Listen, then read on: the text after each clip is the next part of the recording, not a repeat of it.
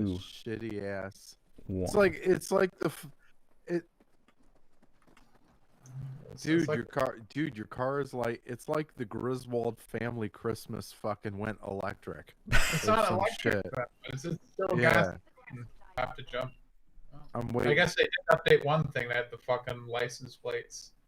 I'm waiting for Chevy Chase to pop out of this fucking vehicle.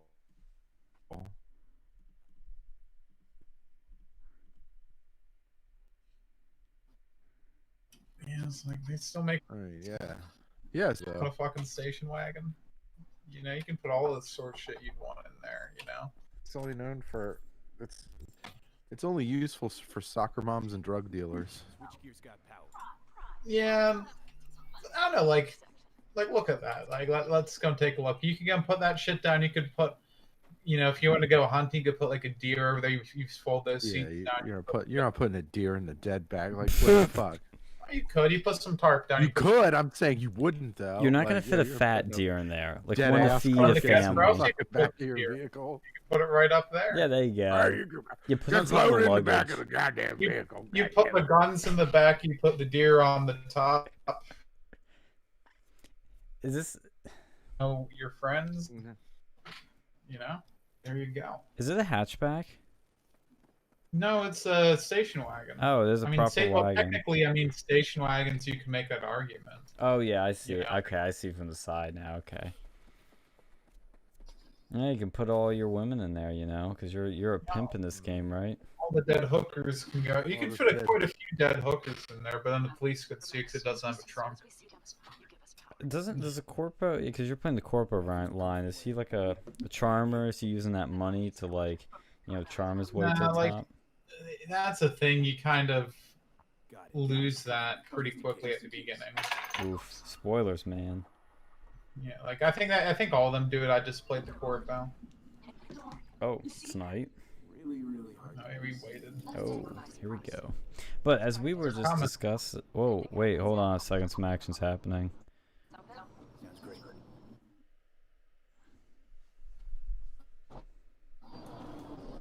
Oh boy, we got the outlaw boys coming. The good old boys are coming. That's a porno shack, BD, body dancing, whatever that meant. These are the redneck ruffians.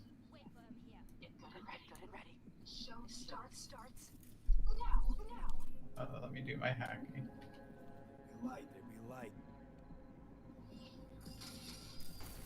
Time to go and do my hacky shit. Hacky sack. Well, as you do your hacky hack, one thing we were talking about till Restream failed on us was that you decide on the PS5 fill, and the controllers seem to be the deal maker. What is so special about that controller? I mean, I've heard things, but what is special about the feel? Weird. It's like the sensor, like the sensors that are on there are just like cutting edge. I don't know. It's like I've never felt anything like it before in my. That was what had me. Like they had a display. I think it was at Best Buy, but I don't know. Like so I had, you know, I got to feel the controller, and it was like, yeah, this is it. Because I know like the Xbox controllers are still kind of like the same format that they've always been, which, I mean, it's cool if you like playing Xbox, but like I know they're still kind of got that lunky feel to it, I guess. I mean, it can't be perfection too much. Yeah, but I mean, yeah, I mean, I'm saying if you are into it, like, and if you're already like, if you're used to playing it, it's great. But like, I don't know, it's like, yeah. Do you really want to win the driver? But I liked it. Yeah, I like the. I don't like this. I'm driving. No, I'll let this drive. No. Let's see if I survive this. Yeah, it seems like the Xbox Series X controller is the same thing, which is fine. I mean, like Alex said, like it's really hard to like really change the wheel here, but I think PlayStation did pull something that people really didn't see coming with that controller, with adding the extra feel to it, literally. Yeah, I mean, I don't know. We'll see. I mean, the one thing I did like about the PlayStation, I'm a big fan of like Dark Souls and Demon Souls, and I saw they remade Demon Souls for it. Mm-hmm. And since I'm not going to be getting one of those, at least not for the foreseeable future, that does kind of suck because I don't think they're going to release it on the PC. But you know, that kind of has me pissed. I mean, Xbox, you know, like I said, Forza and Halo, but if you have a computer, you can You probably can play that both of them, right?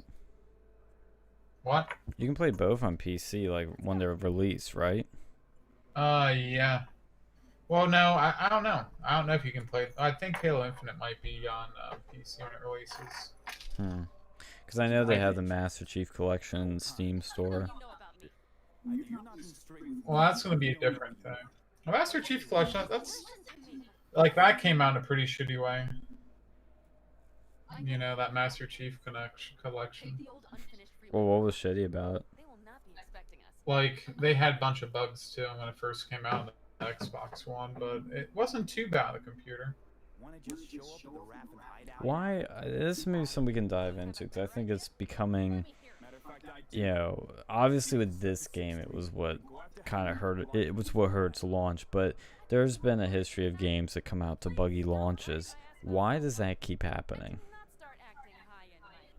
Because they, you know, they have buggy launches because they have deadlines set by the publishers usually, and like this one, they had to do it on like 9 different systems.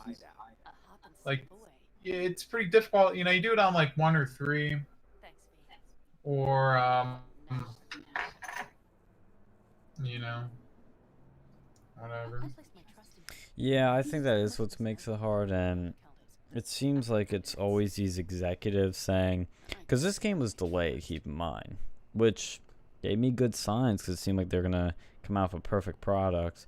But I think with these bigger studios, I mean, the excuses I think are a little harder to get away with for them, because these people have lots of people working on these games, and CD Projekt Red's only 16 people, and they developed it, published it by themselves, whereas these big studios have lots of people working for them. And of course, yeah, I bet the deadlines are really hard, but why not wait a little bit longer?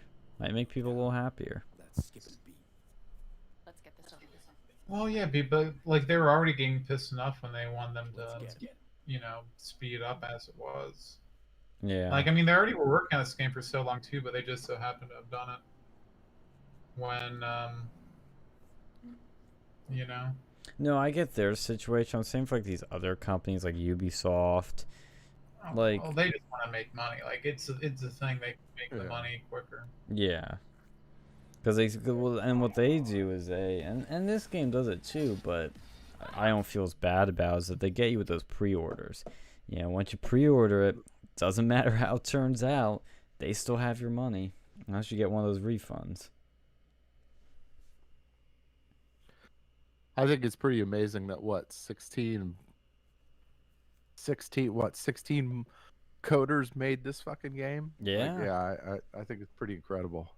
Yeah, it's wild. Like, it looks fun, and it looks fun.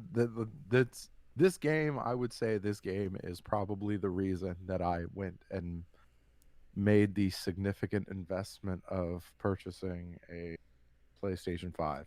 Like, that was probably the make or break. That was the deciding factor of making such an investment, because you're already dropping, because right away you're dropping, like, you know, so it's 500, it's around 500 for the system. It's like, and I think it comes with a controller, and then I'll buy another controller, which is probably tack on another $70, and then the game was probably around 70. So like, yeah, I mean, that's you're talking about a fuck ton of money right there. And like, and you gotta think, like, I already have a kick-ass TV, but if like most people are gonna have to get a new TV if they're gonna get a PS5 because, like, I don't know if like that's like that would probably having a shitty TV and a PlayStation 5 that does not fucking go. That's like oil and water. Like you're not. It's not working. That's kind of the boat I'm in. Is like I'm upgrading my whole PC, but my monitor is still a 1080p older monitor. Yeah, you gotta upgrade the monitor because that's the thing that fucking. I mean, that's the main. That's what you see you see the performance out of the fucking monitor. So why are you gonna you're gonna spend all that fucking money on your system and then You you're can't just see gonna it. go, yeah, it's like, oh, I got a $2,000 tower but a fucking $10 monitor. Like, what the fuck are you doing? Yeah, that's exactly the thing. Last bit of mine other than the CPU and the GPU, which the reason I'm not jumping on the monitors because I don't know when I'm gonna get my hands on those CPUs and GPUs. They were long sold out before the PlayStation 5 and the Xbox Series X, to say the least. They were already just hard to get your hands on them when they first launched. I think they were gone within like a few minutes, but that was better than what it's like now. Now they're like random stock drops that happen, and I even have Telegram, Discord, and Twitter bots set up to check that shit to notify me when those drops happen so that I can go there and hopefully get my hands on ones. But every single time I do it, it's already sold out. Even when I just get the notification going, it's gone. So that's unfortunate, but I am kind of in the same boat. I mean, I've heard about this game for about 2-3 years. I mean, we were talking about it on the radio, and I thought it was gonna be pretty cool. I was excited, interested, and now that I'm out of college, I can actually finally get back into gaming because I've always been interested in it. I am now more into like the story aspects of it and the competitive multiplayer of it. I think it's fun, and with streaming, I think it's really cool too. The possibilities that can unlock for us, but my system, my PC, is way underpowered to say the least, and I've been thinking about upgrading it a little bit. And then when this game came out, I thought I'll buy the game, and then maybe in a few years I'll upgrade a PC. No, I said like a month ago or so, and I was talking to Alex. He kind of talked me into upgrading. I was like, screw it, why not? Have the money after my first job, might as well do it. It's an investment that can help us with some other projects too, so it's totally worth it. And when we all get set up, oh, it's going to be awesome. All of us playing at once. I can't wait for that. I mean, I think our content will just get so much more, like, wild. It's going to be awesome. Oh, yeah, my brother was saying so. Apparently, Comcast is capping their internet now. Oh, really? How so? Yeah, like, apparently 1.2 terabits per month. Let me Google that. Yeah, why Comcast 1.2 terabit data gap is too small. Yeah, you're right. To be fair, though, like, I use my internet. Like, I work from home and do all this other stuff, and it still is like I'm doing less than 1 terabit a month. I would think so. I mean, that sounds like a lot. I mean, yeah, unless you have a lot of people in your house. I mean, yeah, it sucks that they're doing this now of all time, but like, you know. Yeah. I mean, like, it depends on what you're doing, I guess. You know, I mean, if all you're doing is watching Netflix or some shit, I mean, I guess it's okay. But like, dude, people that are gaming and shit, like, even then, I do games and shit on there all the time, but like, it's still not that much. see, and this is why I want to buy the disc drive on the video game systems too, because there's no way like there's always going to be some uncertainty with, like, you know, playing video games online and, you know, streaming shit online, and like, 'cause you never know what these fucking companies are going to be up to. So like, yeah, I don't blame you. And you also now have a 4K UHD Blu-ray player. yeah, but I'm also a bit like, these last couple of months have got me thinking too. Like not just from a video game perspective, but just from a life perspective. Like I've been trying to like get more involved in my like preparedness. You know, like I was looking up. Yeah, like I was looking up. I mean, I think I'm a pretty prepared guy anyway. Like in my car, I have I have one of those containers that has like a plastic container that has like lots of like survival shit. Like Nice. I like, yeah, like just in case your car breaks down or somebody else is on the road, you can kind of help them out or whatever. Like I'm always kind of like that anyway, but like these last couple of months with all this bullshit going on has kind of got me thinking a little bit more. Maybe I should be doing a little bit more at home. Like from a home perspective. So like I was looking up just all kinds of crazy shit, like water, like from water filtration devices to like food storage to like Infowars.com.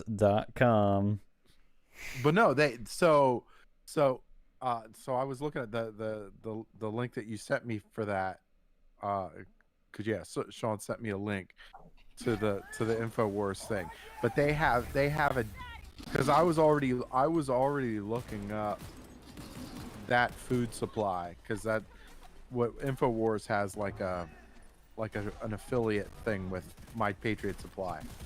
And so I was already looking at that company anyway, and then I was looking it up, and that part of that was just looking up like YouTube videos on, My Patriot Supply, and it seems legit. And they are like, oh, the food, you could store the food for up to like 25 years or something like that. So you just like, put it in the basement and then just fucking leave it or whatever.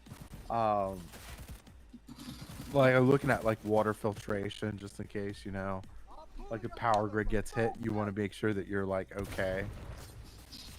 Keep that fluoride out of the fucking water.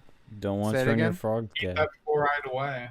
Yeah, I was looking up, because I was looking up different types of water filtration shit too, and like there was like the one of the ones they have is like this it's like this, it looks like a big steel tub, but it's like one of the best it's like a drip irrigation system, and it's really good. It looks like it's legit. But yeah, that's kind of what I've been doing over the last couple of months. Like, and I know it sounds kind of weird, but like dude, 2020's been weird. So like I don't know. I've actually had the exact same thoughts, honestly. I mean, over these past few months, I mean, it's obviously been weird for everyone, but I've thought about more, you have more time to think, you have more time to get bored, so you start doing things that you didn't do before, but you also start reevaluating some of your life habits, because you're so used to things that you don't appreciate it, of course, until it's gone. I've really kind of noticed that people pretty much don't appreciate literally anything till it's gone. And you see that with this pandemic and people panicking over shit when you can't get toilet paper or you can't get food or whatever, and people lose their minds.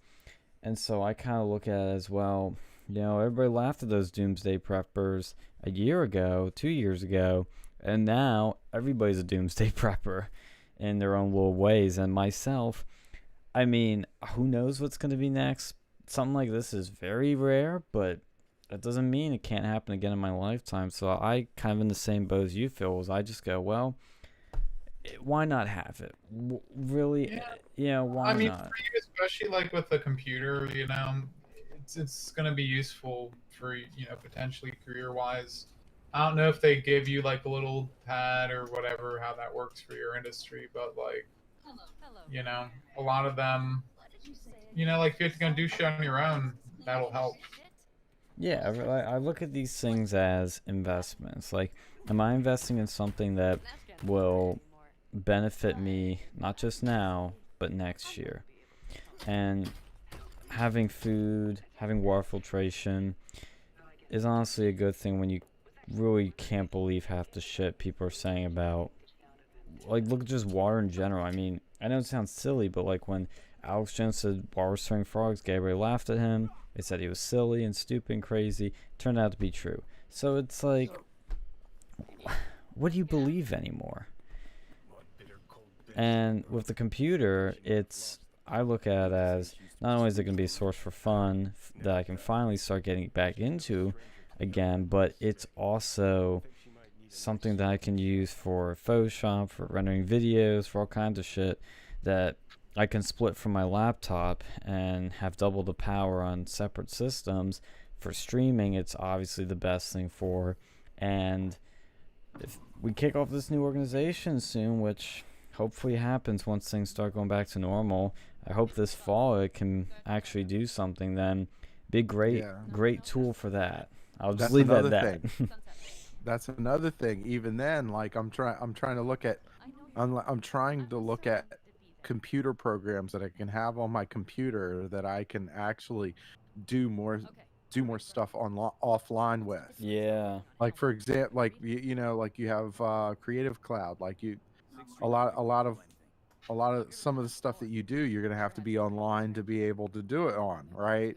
Or even like with Google, like with like the Gmail and the Google and stuff like that. All the To be fair, you're gonna have, if you're gonna use email, you're probably gonna. Well, yeah, I mean, I was just, I don't know why I fucking said email, but like, I mean, you, no, not necessarily. I mean, you could do it on the local area network if you really wanted to. But no, I mean, no, yeah, actually, that I wouldn't disregard that too quickly though, because, well, I get what Alex is saying, but I also get what you're saying, Phil, because, for example, Gmail, because a lot of like normies, well, yeah, I mean, if it's on your phone, this isn't a thing, but like on your computer, there's no like Gmail app you can download.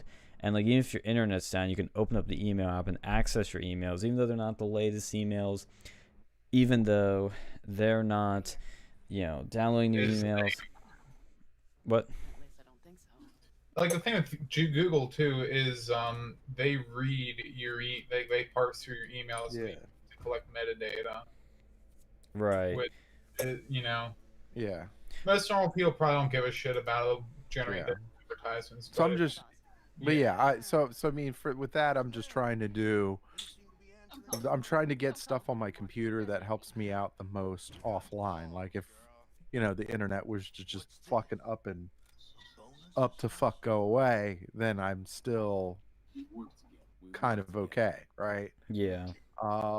Like I have a hard drive. I have a separate hard drive, and I have like, all kinds of like videos that I've downloaded that are on there, like Khan Academy videos that I've downloaded that are on there. There you go. Fucking like I got Wikipedia, like the entire Wikipedia catalog. I got that downloaded on there too. Like there's stuff that I know that's going to be educationally valuable that I gotta have. I just gotta have. So how about pornography? yeah, the world's largest collection of pornography ever. Well, hey, look, no, you laugh, but Pornhub just deleted like half their shit. Yeah, that's an interesting thing too, because I've seen like conservatives like, oh, this is great, like no, it is. Like half these people are fucking. They're saying that, but half of these people are fucking crying because they can't get their midget porn on Pornhub anymore. Yeah, like honestly, say what you will, but at least it was a lot like they like the porn people, the porn industry. They like this because a lot of people are stealing shit from there. Mm-hmm. It's the people like if we have. And this is the industry who are basically pimps. Like the industry treat their the women in there like garbage. Yeah. They'll treat them like shit. They'll make them like it's a. I mean, it's a. What you're getting at, like what it is. Like in the year 2020, you know what the fuck it is, and if you don't know what it is, you're probably stupid as a rock because there's literal like no everybody like everybody knows about the porn. Like when we I was looking up a Philip DeFranco video, and why the fuck I watched that piece of shit, I don't know. But anyway, digression, I get it. But with the porn though, like Mia Khalifa was on there, so that's what at I'm least saying. at least if it's user generated, you know, it's not fucking industry because they're not getting paid.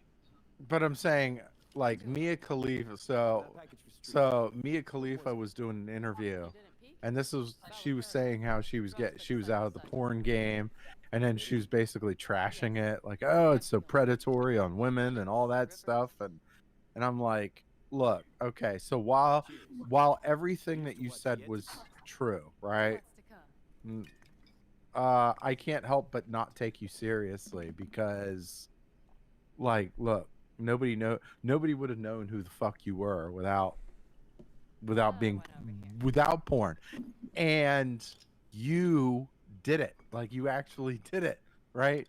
Like, nobody, like it doesn't matter how many people encourage you to or not to do it. You have the choice to do it or not to do it, right? So, I mean, it's hard for me to, like, if you don't know what the porn industry is in 2020, yeah, I don't know. Get out. Like, somebody must have had you kidnapped and buried in the basement. I don't know. Somebody must have Ariel Castro'd you in the basement. I don't know. Let's just get out. But like, I just, I don't know. I hate when people talk like that. Like, I was just like, porn is just, it's terrible. Like, no shit, okay? Fucking, dude. And this is one of those things where I hate. What I was saying was, it's not that porn's terrible. It's that like the fucking industry over there makes it fucking worse significantly. That's what. Well, yeah. Things like Pornhub, at least with that, you have amateurs who can compete. You know, who cares? You know, like a lot of people, they like amateurs. They don't like to go and see people who've been like fucked by everyone and their mother.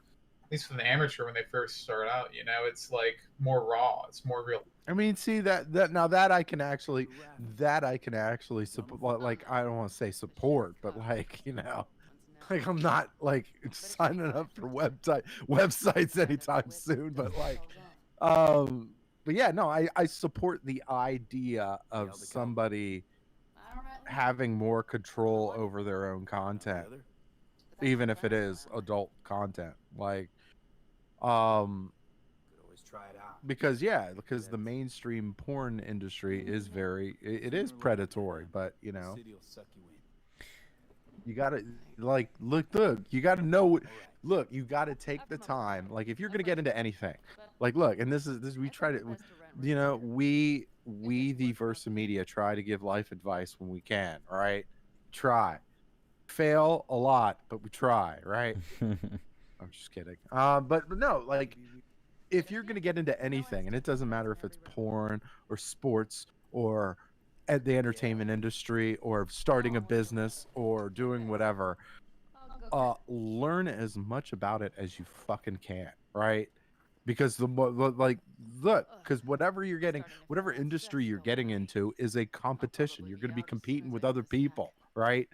So the more you know, the more the better equipped you are to playing this competitive game that you're probably already behind the curve on. So, like, yeah, that's what I'm saying. Like, just that's like life. That's like a life lesson. Yeah, no, I totally agree. And it's kind of like what I notice with a lot of people in college is that they go into something and they have this perception of what it is. And then when they do in the real world, they're like, oh, this is not like how it was in the classroom. It's like, yeah, that's how a lot of things are. And I mean, it's part of the failure of college and high school, but it's also a failure on people that are just not looking into their, you know, the field they want to get into. that's what turned me off some things I was interested in. As I started like reading, like I'll give a small example. It's like when I was thinking about journalism, not only did I learn it doesn't pay shit, but I heard like a bunch of people say you don't need a degree to get into this shit. Like it's so silly that a journalism degree is even a thing. You're not gonna get the jobs that way, and there are a lot of people that get them that don't have the degree. Like, what the fuck what do you learn with the journalism degree? You learn how to go and make up shit and to spin. You don't like learn real journalism because obviously that's not what's going on with any of these college-educated fucking journalists these days. Well, the other thing I learned too was like when I took a journalism class, is like most of the people in the class couldn't freaking write, and I'm sitting here like thinking, well, literally, I know how to write, so that's like half, maybe more than half the battle right there. Why do I need a degree in this? So if I want to do it one day, I'll figure it out. But the only thing you really need to learn in journalism is how to write and how to write an AP style. If you know that, you can be a journalist. Yeah, but I mean, like, look, and that another life lesson, right? You know, and it's cool. And hey, if you want to be a journalist, great. If you want to be anything, great. But having a passion without hard work really is not a recipe for success. Yeah, just isn't, right? Like if you want to be a journalist, that's great, and you have passion, and you want to, you want to report stuff and do it. Great. But take the time to put in the work, right? Learn your craft, right? Learn the history of journalism, the methodologies of journalism. Learn, the politics that go within journalism. Learn the business of journalism, right? There's so much to learn about that particular profession that, the more you learn, the more valuable you eventually become, because you have that foundation to fall back on, right? And I mean, and that goes with everything. I mean, again, it goes with everything, right? Well, I just think that, like, fucking college classes, they steal the fun out of fucking everything. They make it so fucking dry that whatever. Well, I mean, I really, and yes, you can learn some things in college. I'm starting to feel like, degrees in journalism are grossly overrated. Absolutely. In 2020, just because, there's so much that you can learn about journalism that's not in a college setting, right? Like Wait, Sean. Wait, Phil, did you take any journalism classes? Fuck no. I think I have no desire to be a journalist. Didn't you take a few at some point? You want to give us the red pill on what those classes were about? I thought you did take a couple. The red pill on journalism classes? Yeah, I thought you did before you figured out what the fuck you wanted to do. I did. No. I was a Sean, I thought he took I thought Sean did. Yeah. What's the fucking red?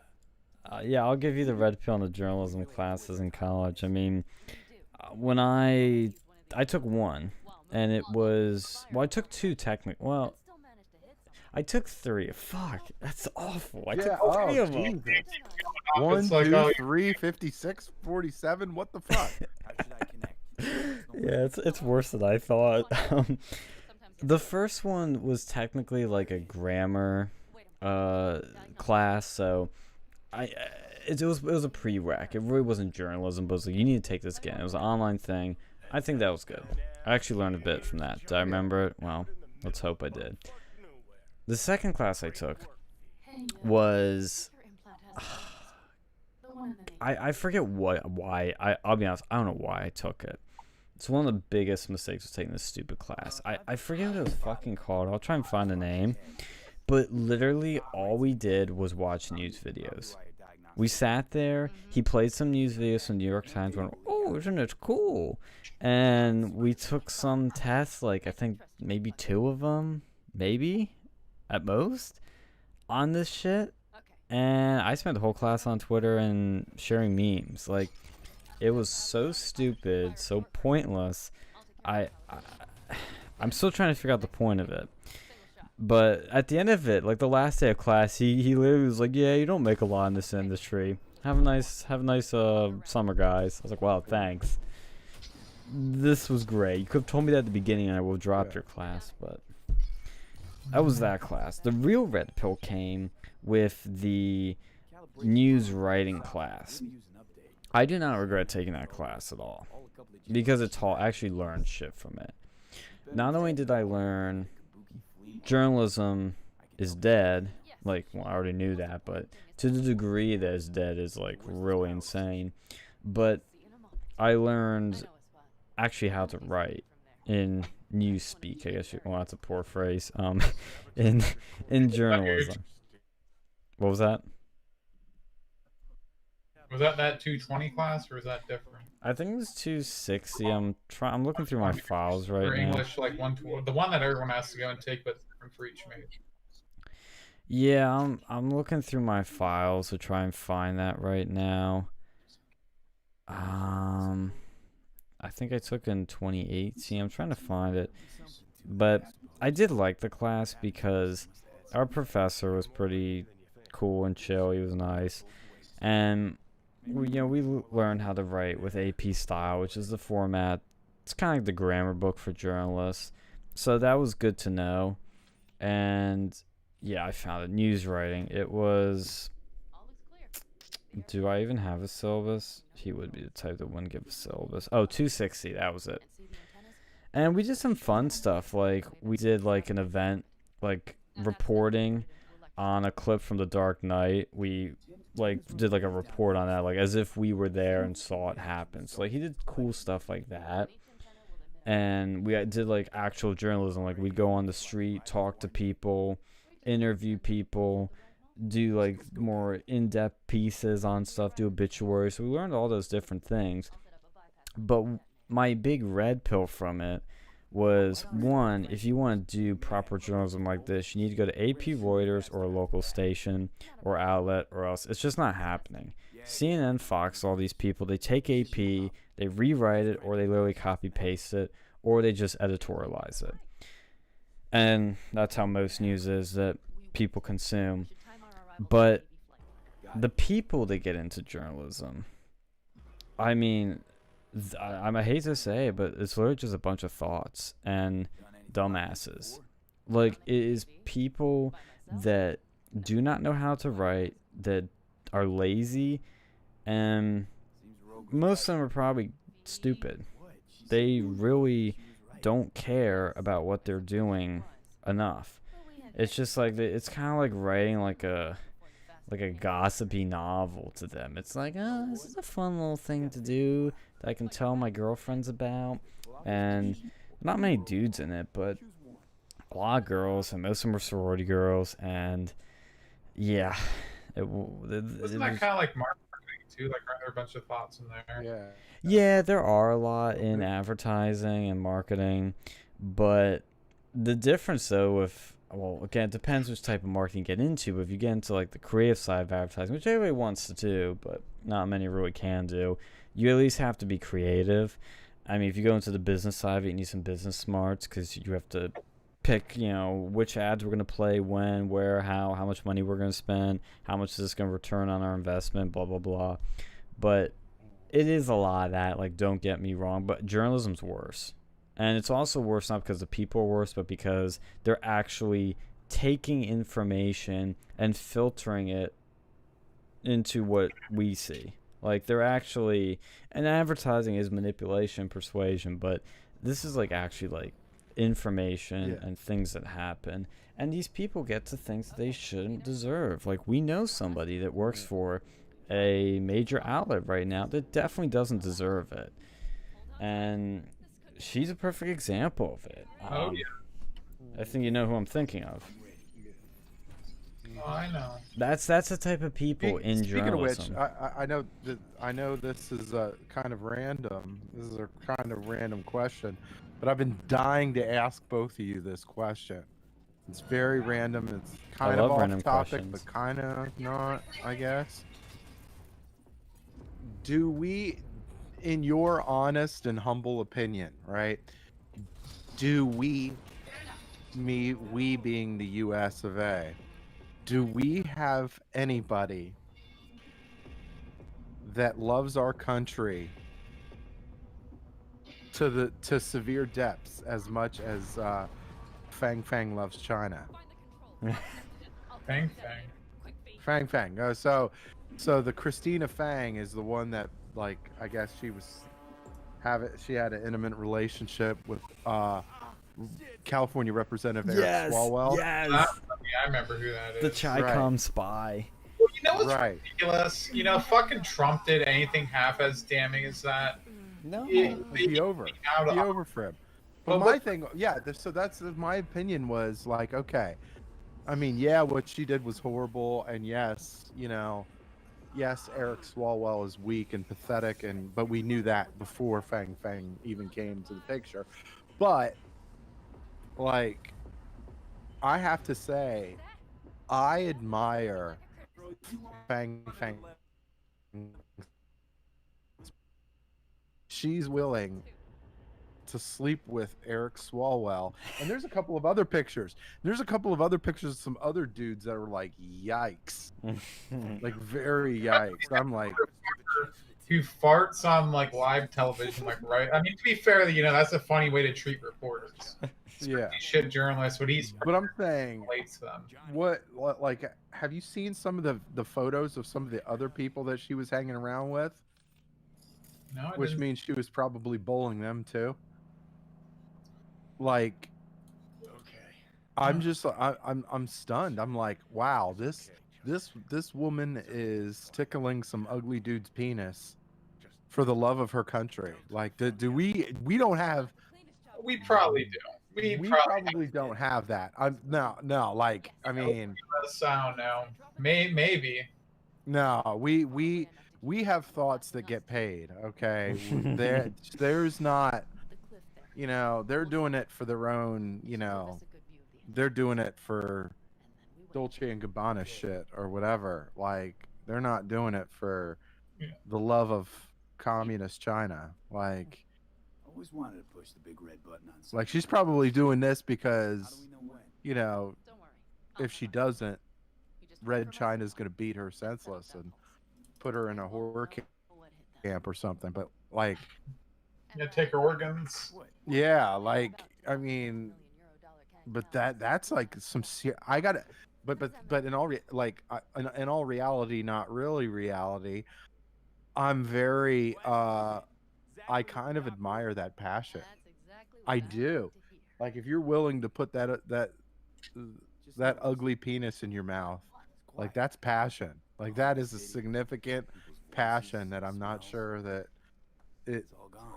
And I'm kind of worried. Like, we're up against that kind of passion. That's like that frightens me a little bit. Well, you know why we don't do that over here, most. Like, I mean, well, you know, one, they might. You know, it's all secret, classified. Two, it's probably because of human resources. Do you think that they would allow that operation to go down the U.S. before HR, whatever the fucking military equivalent is? Like, oh, you can't do that. Maybe I'd like some of the, you know, try to seduce like a gay person. And like liberating, but I mean, you know, I don't think. I mean, there's a lot of there's a lot of teasing and stuff like that, like, especially in like the advertising and marketing industry, where you got hot girls going up to, you know, people going, hey, why don't you buy my product and maybe I'll fuck you. But like, no, this is actual. Like, Fang Fang was actually going all the way. Well, yeah, that's like some shit out of fucking a James Bond movie, you know. Like, they do. The U.S. probably just doesn't, because, you know, it's like conservatives. They think that they're better than the enemy. Oh yeah, well think of this: if she was sleeping with a conservative, like, let's say Matt Gaetz, the media would be going nuts. There's Chinese collusion. This is the end of the republic. How could Republicans be so stupid? This is un-American, blah blah blah. Eric Swalwell does it, which could have been the most compromising thing done by, is he a senator, rep, or I don't know what the fuck he is, in a long time. Well, Dianne Feinstein had a similar event. Yeah, and it's always underreported. It's like, yeah, She probably had what, a secretary or something like that. And it's always the Chinese too. You know, they want to go and say Yep. Russia when it's really China that are the one, and it's why Beijing's paying to do that. The Russians and the Chinese have had a pretty rocky relationship ever since the Sino-Soviet split, like back in the 50s or 60s. Whenever the fuck that was around, that was back when I think Stalin died. I was just looking at a tweet, and I know I'm going down random street here. Kimberly Classic or Classic, Oh, yeah, whatever however she says her last. Yeah, it's Classic. She said Mitch McConnell's wife is Chinese. I just posted facts.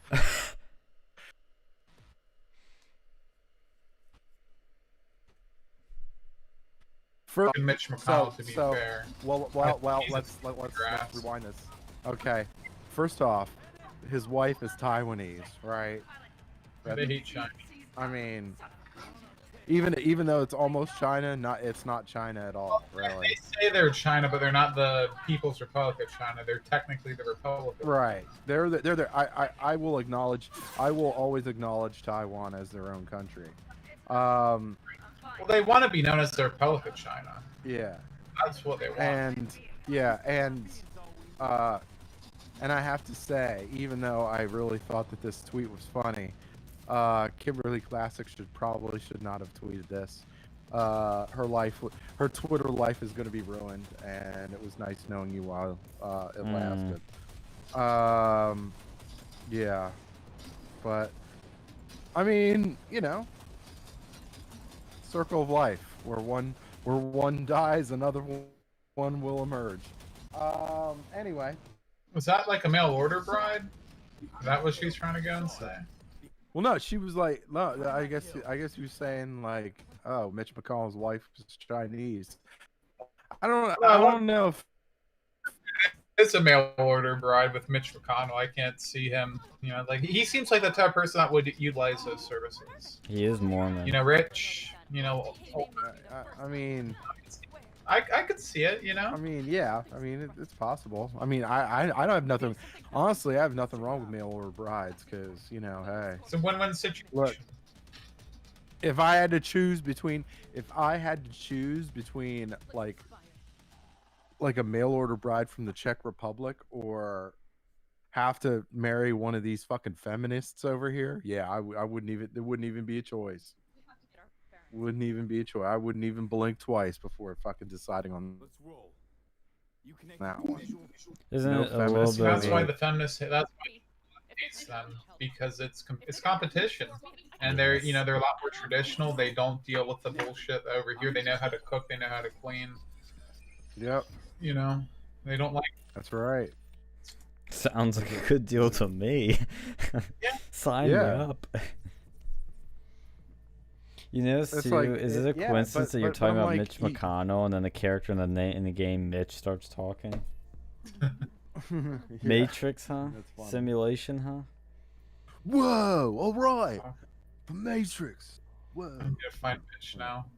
I know, terrible Keanu impression. Got it. Got the hint. Got it.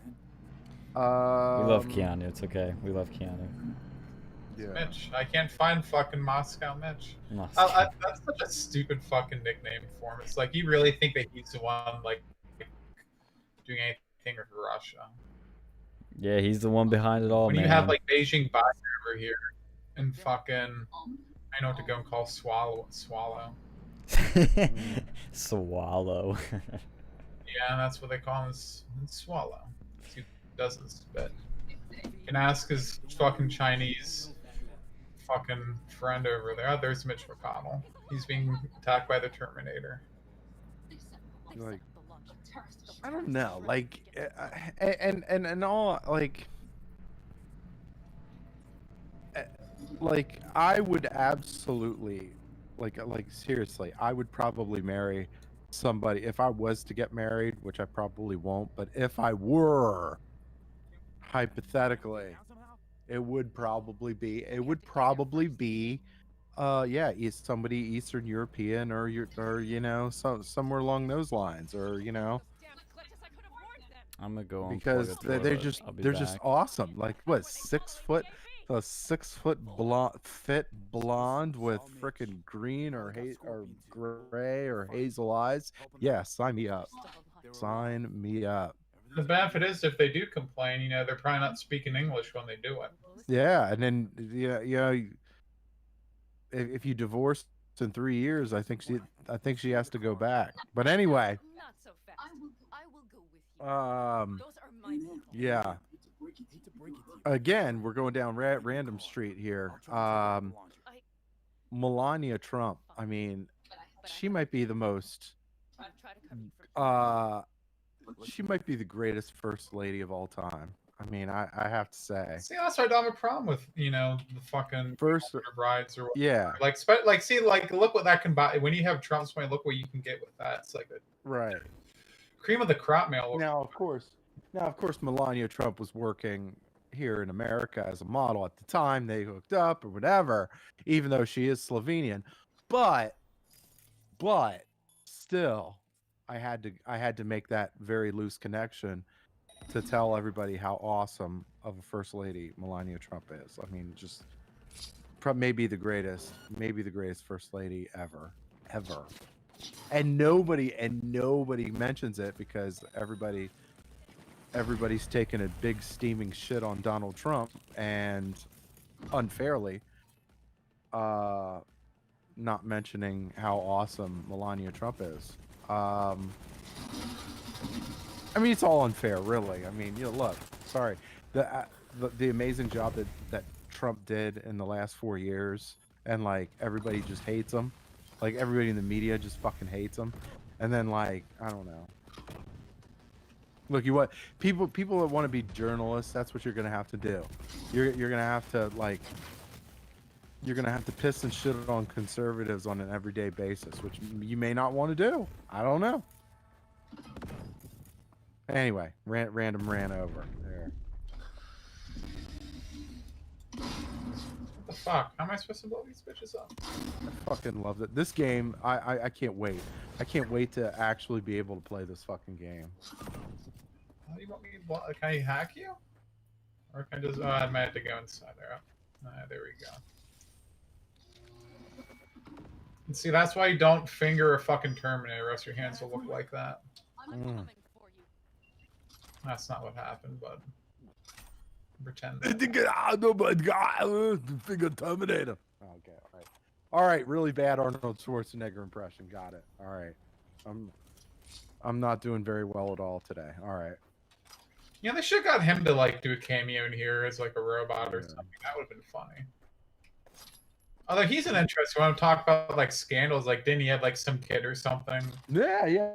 Had a kid with his fucking maid.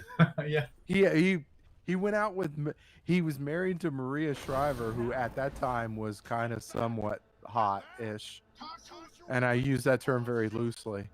But yeah, he cheated on her with his freaking maid and had a child.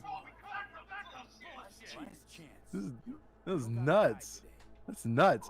And in all honesty, that child kind of looks almost exactly like Arnold. Like, probably looks more like Arnold than his other kids. Like, which is. I just got back. I had to unplug my brother's toilet. What's up? Let's see if my gains are You unplugged the toilet? My brother clogged the toilet and I just unplugged it, so I'm back now. Plunged it. Okay. There you go. Hey, Sean, you can make a fucking like sitcom about your relationship with your family. It'd be more interesting to have television. Yep. Thank you. Yeah. It could be next in the pipeline. We gotta work on one project at a time, though. Oh man, what's happened now? What did I miss? There's, I guess, some sort of 9/11 thing. Is it a false flag? Is it controlled demolition? I believe there's a downed Kong Town fucking thing. So in a nutshell, audio content wise, we were talking about Eastern, like if I was to get married, it would be probably a marriage. I translated that into how awesome of a First Lady Melania Trump was for the last 4 years. Like maybe she might be the greatest First Lady ever. And then where did I go off to? Yeah, and then we were talking about how kick-ass this game is now. I can't wait to fucking play it. So that's pretty much it in a nutshell. I had oh yeah, I figured out before I had to do the dirty job was the class where we just watched news videos. This is what the title of the class was. It was Com 271 Principles of Journalism. Didn't learn That's many interesting. principles. That just sounds like an oxymoron, but go ahead. Yeah, it is. Yeah, it's the epitome of an oxymoron, and we didn't learn any principles Did at you all. guys ever talk about like the Spanish-American War and like how journalism created that pretty much, and like Vietnam? I don't think they ever touched on that. They definitely didn't touch on the Vietnam false flag. Yeah, like there's so many fucking false flags. I'm pretty sure that like most wars that we've probably been in have to do a lot with the like we didn't have like the journalism that we have in this country. Yeah, I agree, especially like look at the Iraq War too. Yeah, like Iraq. There's a theory that it's an older one. I don't necessarily believe in this theory, but there is a theory that Pearl Harbor was, known it's going to happen. It was used as an excuse to get into the war.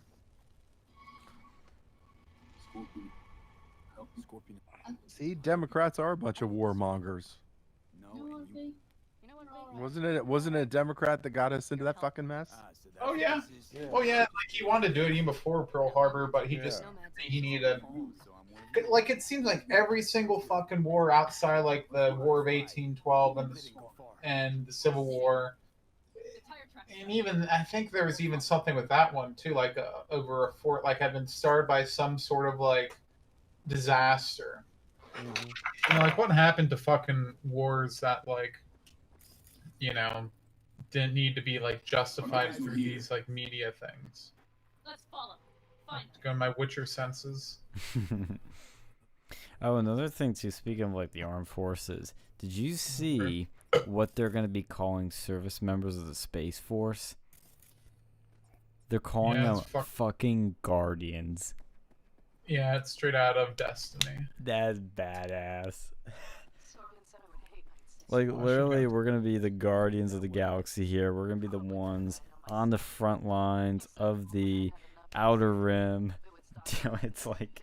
Well, people are giving Trump so much shit for that, but honestly, that's a very forward-thinking move. Like, it was going to have to happen sooner or later. Why not do it fucking now? It's one of his best legacy things. Like, things he'll be remembered for. Or if you read history and actually go back, like, to who started this and that, it's big. I have a feeling Biden's going to go and be like, nope, no more Space Force. Oh, dude, if he tries to do that, like, there'll be riots. I will riot for that. I will riot for Space Force. I feel I have this.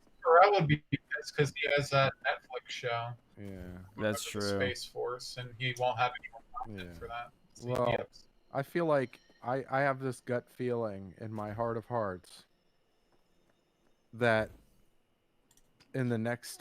over these next couple of weeks, whatever happens, they'll be talking about what happens in the history books. Oh yeah, no, I have a feeling something's gonna happen. I don't know what something's gonna happen.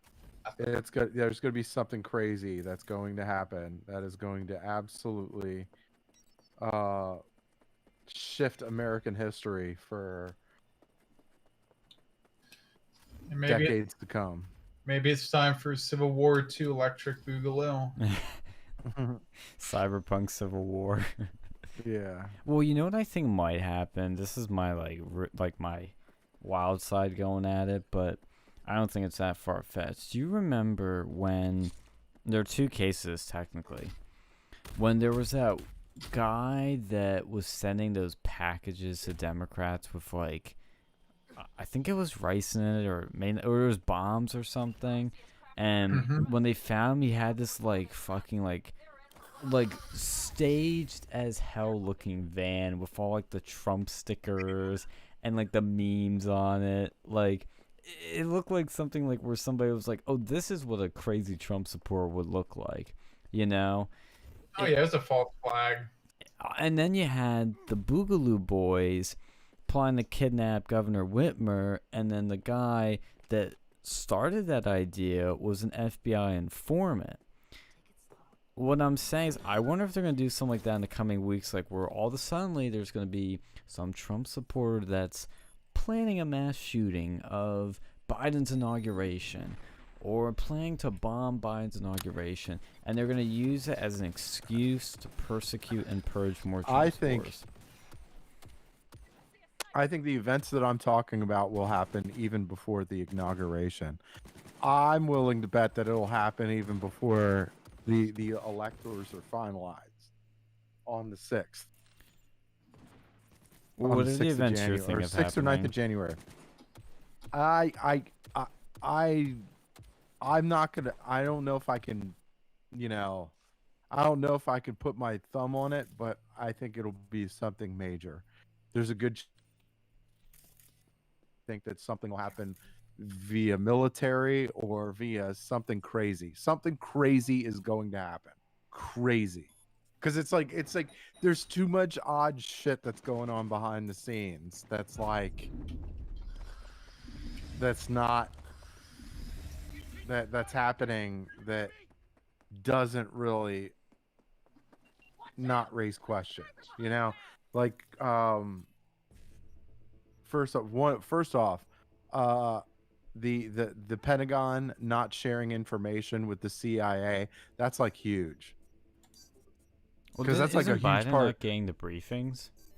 Well, I don't think you're required to give the briefings until like. Well, no, I mean, but it's something that they do because it's part of the it's part of the what they, I think what they call like the intelligence interdependence, like where the military intelligence and the CIA intelligence kind of get together and mix and match information and try to track things, and if there's certain things that pop off or whatever, there's a lot of before this there was a lot of interdependence that was going on, but now ever since the DoD Secretary Mark Esper got fired, he the acting defense secretary, I think they decided not to share not to share information, and they're saying that, oh, it's the Christmas season, but it's like that's bullshit. Like, oh, you know it. It's bullshit. I think they have something planned. I think I'm telling they.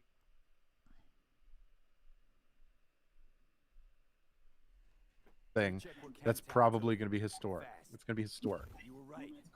So either way, it'll be historic if it's successul or not. But I hope it's successful. And we're kind of, and I don't know if it. I don't. I mean, there was talk that it was like I know General Flynn had an interview and he was talking about. Well, the military could declare martial law and redo the election in some of these battleground states and da da da da da. I don't know if that's where this is gonna head, but I do think that there's something that's gonna pop off, and it's gonna be something that probably has something to do with the military or something. Like, it feels too in that direction. Well, you know what's interesting is I keep seeing more of this stuff about Hunter Biden these days, and you didn't really hear a lot about him for a while, and now it's starting to come back up.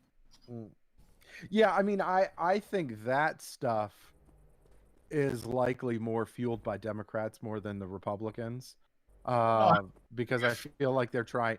I feel like this is more going to be one of those things they're going to try to get rid of Like they're gonna start trying to get rid of Biden. Like I feel like that's what's gonna happen. But Well, no, I'm wondering if like maybe you see this Eric Swallow stuff.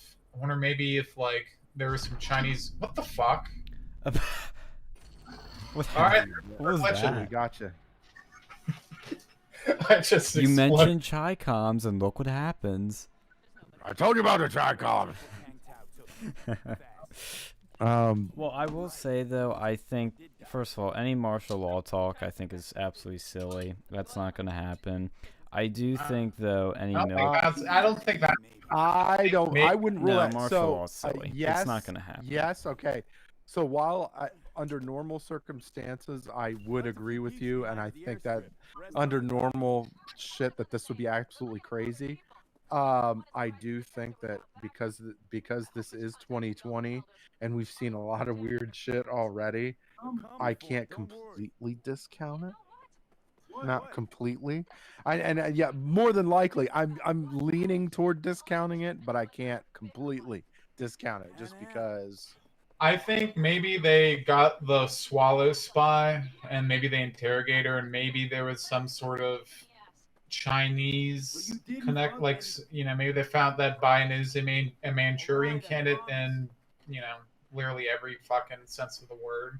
He was compromised. Maybe they had some information about that. They're gonna declare something. I don't know about martial law, but I think maybe that's what's going on here because I keep seeing that Biden story that Hunter Biden stuff, and then I hear the Swallow stuff, and I don't know. I'm wondering if maybe China involvement may have. I will say that it's very interesting that now Trump has all his guys in, right? I feel like right now Trump has all his guys in from the DOD secretary to the I know to there's like a cyber expert that was fired, and now it looks like he has his guy there. The DOJ, William Barr, he's resigning. I'm not sure, but I'm not sure when exactly he's officially going to resign. But it does look like he has his guy in as far as that goes too. So there's a lot of pieces that are kind of in place right now that look like they're coming together. I think honestly, the only big action I could see coming is a Snowden and or Assange pardon. In terms of the election, I don't think anything's gonna happen. I could see that. I could see if Trump pardons them, maybe there'd be like a deal, like, hey, you pull up some good shit, you get some good get them WikiLeaks back up and running. I think that's highly likely going to happen. Like, I think that right there is highly. I think there's something else. I think there's something else that's going to happen, and I don't. There's no way there's no way I could put my fucking finger on it because there's definitely and another thing, and last but not least, the another reason why I said that another reason why I think that something's going to happen is, dude, for the last 4 years, Trump has been one step ahead of the game on a lot of things. To me, it's not going to look like. There's no way for me to believe that he's just going to go out without a bang, right? Well, and I think it's not. To me, I look at Trump. I look at how he's done business over the last 4 years, and there's no way that he doesn't have something up his sleeve like that. It's Trump. I agree, but I don't think he's going to change the election at all. I think what he will probably do is pardon Snowden and or Assange, and also declassify a lot of documents and pull out any dirt he can on all of his enemies on the right and the left. And I think in the next 4 years before he runs again, I think he's going to write a book, a tell-all book. I think I think if he runs again, he's gonna be a little bit too old for that. Still 4 I years don't- younger than he's still younger than Biden. Still younger than Biden. Who's gonna run again? Well, I have a good feeling that Biden, for whatever reason, I'm not saying that he's gonna pass, die, but I don't think he's gonna. If he, things go down, he actually gets in the office. I don't think he's gonna stay in the office for. No, I definitely don't. If I were a betting man, I would say that Biden will not finish those 4 years. I would bet that he would, because he will either not run a second term, which I think he would do.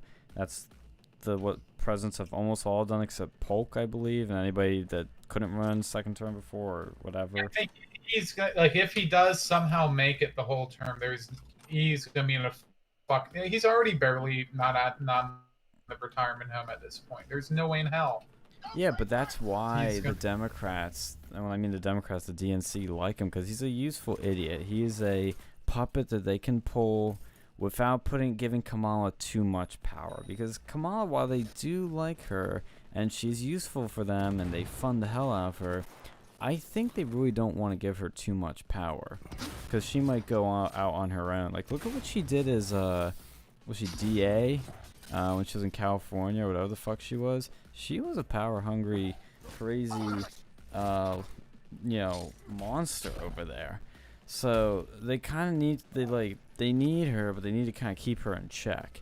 And I think for them, the more useful thing is to have Biden stay as president, with Kamala pulling strings behind him, with the DNC pulling strings behind all of them. So I think that's what they're really doing. I just, doing crazy shit like getting Biden out of office is just not going to happen. I don't think it's going to happen. Just doesn't feel likely. It really just doesn't. And not just for the reasons I said, but just out of, precedent, things have happened. I mean, it just doesn't feel likely. He doesn't even have to do much of anything. He just has to give speeches. He had everybody else do shit for him. That's what they're going to do. Keep in mind, the president, as powerful as it is in many ways, it's very powerless and really doesn't do a lot except sign things and say things. And I know it's oversimplistic, but my point is he doesn't really have the requirements are he's going to do the bare minimum. But I want to talk about something else real quick that I saw breaking. Two other things actually. One, speaking of porn, that you were just talking about, there was a funny what was the porn title that we saw in Cyberpunk? I know Phil was gonna like this. It was for Crouching Tiger, Hidden Dragon. What they call it? It was crouching something like. Fuck, I can't find it. It's not on any of these walls. So strong it glows. Ooh. There's a picture of Lennon on it, some vodka. Yeah, apparently in this universe, since it was made in the 80s, the Soviet Union was still around, so I guess it's still around in here. That's the funny thing about this series. It's fucking 2020, that was when Mr. Keanu Reeves' character, had some, he was around during that time. So, they think that they had cyber shit around that time, apparently. So it's definitely an alternative reality where they still have gas cars, and the 2020s were full of cyber implants and corporate wars. Yeah, it was something really funny too. We saw on the other stream. I know I wanted to mention it to Phil, but maybe we'll run into it again. But it was something. I did see something, and I know this is probably old news, but they're working on another Scarface remake. Oh yeah, I did hear about that. Yeah, that's been in the works a while.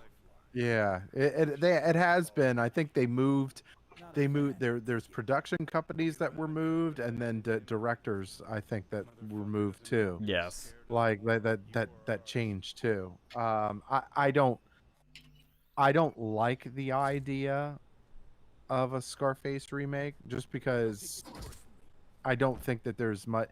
I don't think making a Scarface a remake makes much sense. I think it's a stupid idea today, just because look, one of the things that made so Because it was in his fucking interest. one of the things that made Scarface so He's no friend of liked both the 1932 make and the 1983 version, I Yep. think, but both of those, they were, it was a kingpin that went all the way up to the top, but there was some sort of tie to a historical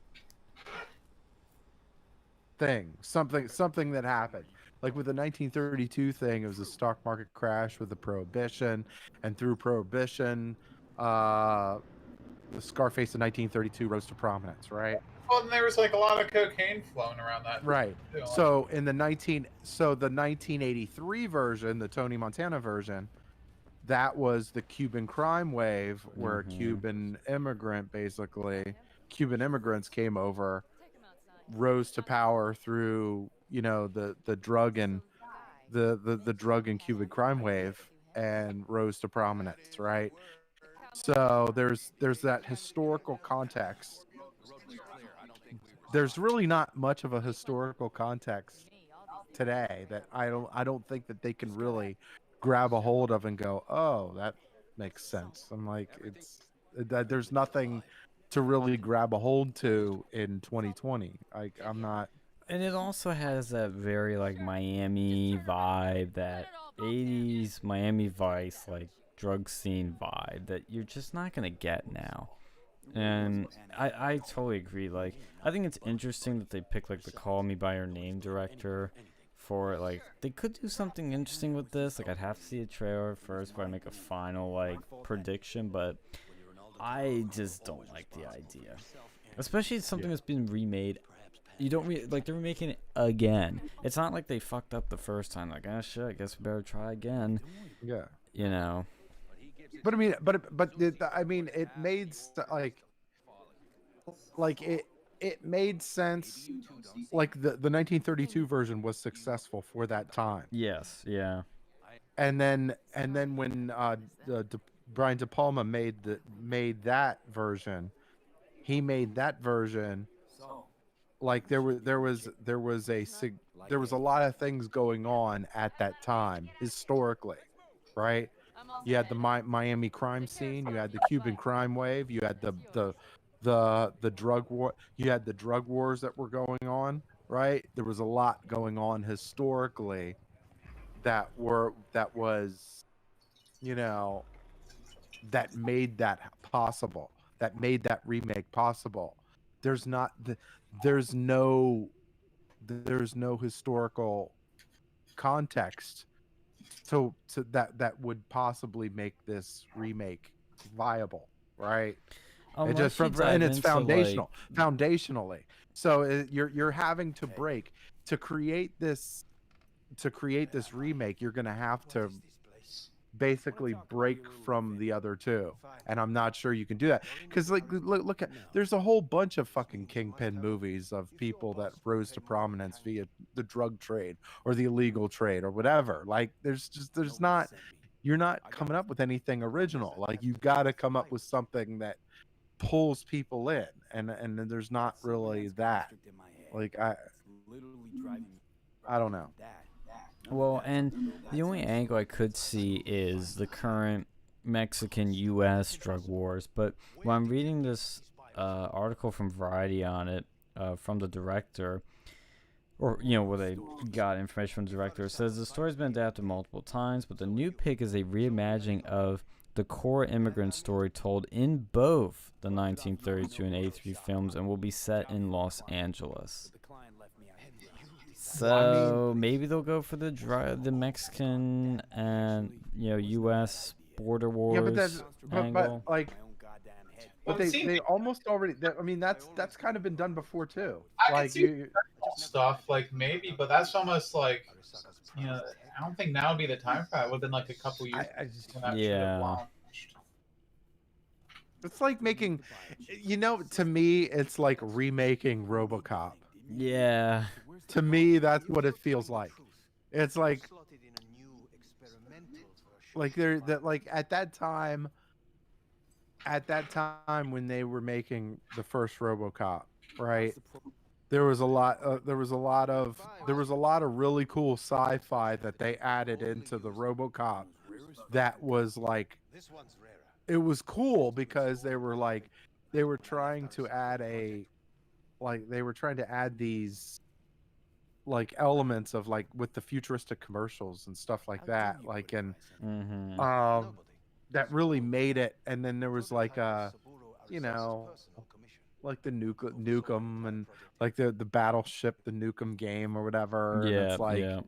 there was just some stuff, and then like there was like um there was like a suntan lotion or whatever that was like a futuristic whole body suntan lotion where it basically made you completely green or something like that, and it was like it will cause skin cancer or whatever. And it was just like, it was very cool for that time.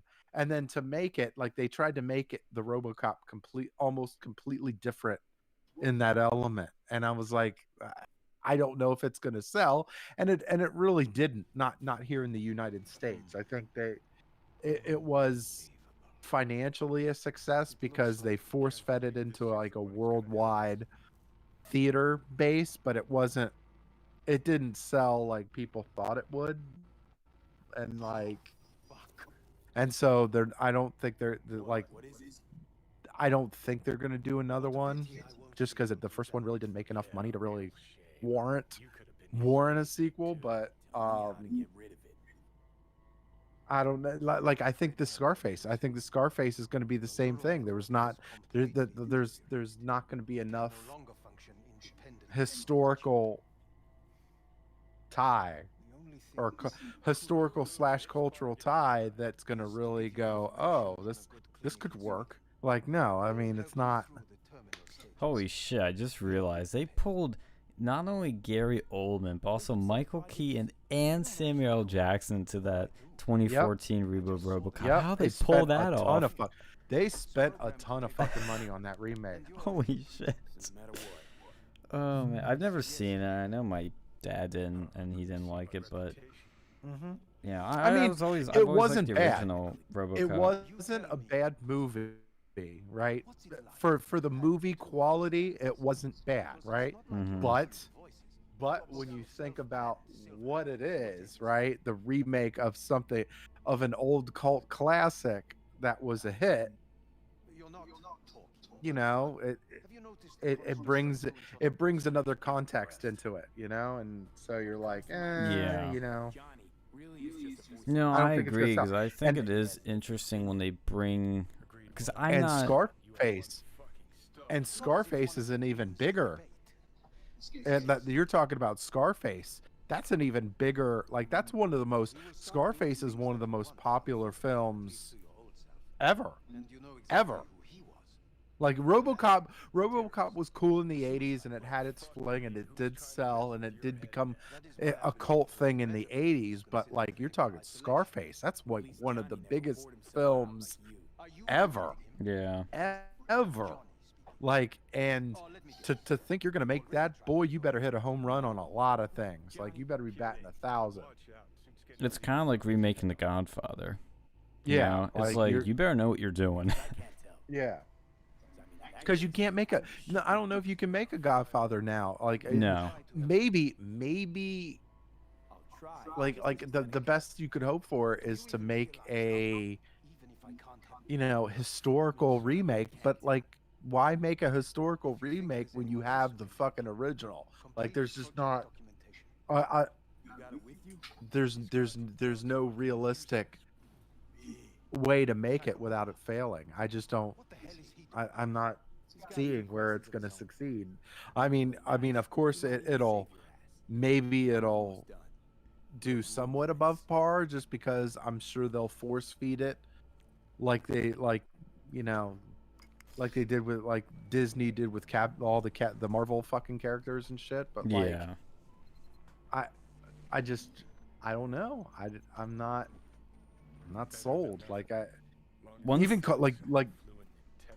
they tried to make Carlito's Way, right? Carlito Way, that was a little bit of a hit, and then they tried to make another remake of it or whatever. First off without Al Pacino, and then with like I just it did terrible. Like it was just not good. Like I think this Scarface remake is headed for that kind of similar fate. Well, look at even The Irishman when that came out. Not like what, a year ago? It wasn't too long ago. Yeah. And that honestly didn't do anything for me. I was like, meh. It just, Well, I mean, those things just aren't working right now. I don't know why. I mean, yeah. I don't. It's played. I think a lot, and I think a lot of. I didn't mind The Irishman. Yeah, I mean, it was okay. It was okay. It was above average, but it wasn't like it wasn't great. It wasn't. It didn't like when you consider that they spent. I want to say they spent like 140 million to make the movie. I'm not sure that it. I'm not sure they got their money's worth out of it. Like I don't know. It just kind of it confused me, like why they made the movie. Like because they weren't gonna. It wasn't like they were gonna making money off of the movie. Like there was nothing in it that like wowed me, and it was kind of you know, the way that it was being marketed. It felt like okay, this is it. This is the De Niro, Pacino, blah blah blah, Scorsese, definite finale shebang. And it just, I mean, first of all, De Niro's character is extremely unlikable in my opinion. I just never rooted for him. And then, I mean, I thought Pacino was fun. I thought it was kind of a fun storyline that he had there with the Hoffman stuff. I thought that was like it had some good stuff going for it, but it just didn't go very far. Like it's like over the last ever since what the fuck was it? Scent of a Woman. I think I was like all of Al Pacino's characters are basically Al Pacino. That's true, yeah. he was playing he was playing Gotti, right? Al Pacino was playing Gotti in The Irishman, and but he was Al Pacino. He's like, I'm fucking Gotti. Hey, what? Like, dude, yo, you're Al Pacino, dude. What the fuck? There's no, even when he played Joe Paterno, that pissed me off. He played Joe Paterno, but it was obvious you're Al Pacino. Yeah, you're not Joe Paterno. The mannerisms, they made the makeup people made him to look almost exactly like Joe Paterno.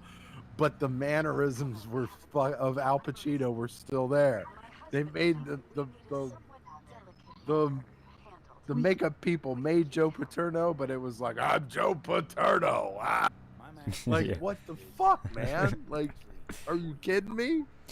Well, and keep in mind too, that kind of comes down to the directing, really, too. And it's like, I don't know. It, like I said, the Irishman had some fun ideas, some kind of cool stuff, but then it just never wowed me, never really got me, oh, I gotta watch this 4-hour movie again, But something I did love, I just watched today the season 2 finale of The Mandalorian. Have either of you seen that yet? No, I saw it a bit. Oh, man. I will say, it makes you love Star Wars again, and I'm not going to spoil anything because the surprise is pretty fun what happens at the end of this one. There are 2 cool surprises. And you can tell that the people making this love Star Wars, but they also get Star Wars. You know how, I mean, The Mandalorian has already brought some people back, and there's been hints of shit, so you kind of know that. But when the sequels bring people back, like with Darth Sidious coming back, which is the stupidest thing ever. I still didn't see that one too. I mean, you can spoil that shit 'cause it's like I don't give a shit about that movie at all. No, you need to see that, and I need to see your reaction because you have a field day with it. I need to get that fucking Disney Plus again. I tell you. I'll figure out my password and just send it to you. But it's, you know, the Mandalorian though is like, it's totally like if they just went to the Mandalorian, like they'd be in a totally different standing right now. But the way they ended this season was perfect. It was cool, and it's like that. Do you remember that Darth Vader moment in Rogue One? Did I cut out there? No, I hear you. Yeah, I was saying in Rogue One, there's that part at the end where Darth Vader. Oh yeah, that's right. I forgot he threw out the fucking film, but at the end where he just like wrecks shit in that hallway when he gets onto the main ship that like Leia and all the people were on. That's the sort of shit that the Mandalorian does in this finale that you go, yes, that's what I've wanted to see, that's what I've never seen, and I got to see it, and it's awesome. I know I'm speaking very vaguely, but man, that show is really good. Like it is a simple Star Wars show in many ways, but like it really does get Star Wars, even though there's some things that don't make sense, like nobody knowing who the Jedi are half the time, but it's really cool. I think that like Jedi were pretty, you know, if you look into the lore and stuff, like they were sort of known, but it was like, you know, I don't know what would be a good description to compare Jedi to, but they weren't like super common during the time of the Galactic Civil War. Yeah, but the thing that doesn't make sense is that post Return of the Jedi, like, okay, Luke Skywalker becomes a Jedi and kills the big baddie that everybody knows and literally saved the galaxy. And like nobody seems to know who he is after that, which is like really weird. Like, remember when like Force Awakens when Rey goes, "Oh, the Jedi were real?" I'm like, how the fuck did you not know they weren't?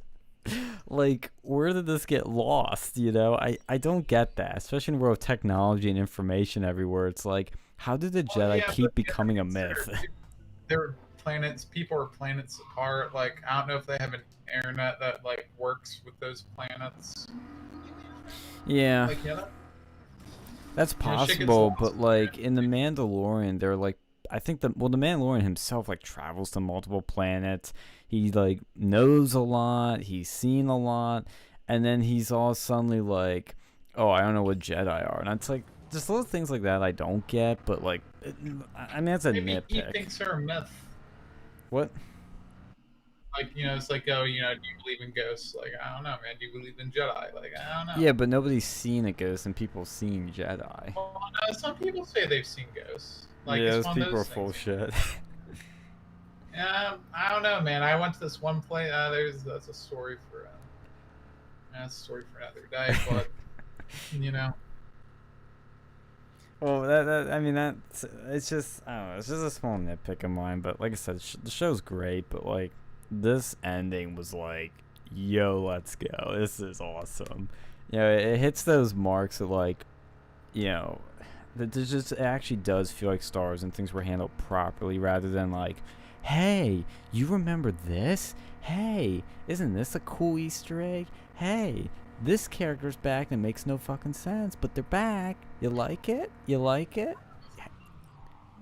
Yeah, it's just ridiculous. yeah, like I feel like that Return of the Jedi shit. Like the sequels, they've pretty much killed it for me at this point. Like I don't know if I can go back, like knowing that there's these two disjointed Star Wars that exist. Like you have your cool like pre-Disney, you know, and then you have your older stuff, like, and then you have like not necessarily the older stuff, but like even like the newer stuff, like Rogue One or whatever, and that like those were good. Like I liked Rogue One. I liked, you know, what I saw The Mandalorian. It was a good show, but like it just kind of scares me that we have this disjointed like interpretation of the fucking Star Wars universe. Yeah, no, it bothered me too, and I really fell out of it after.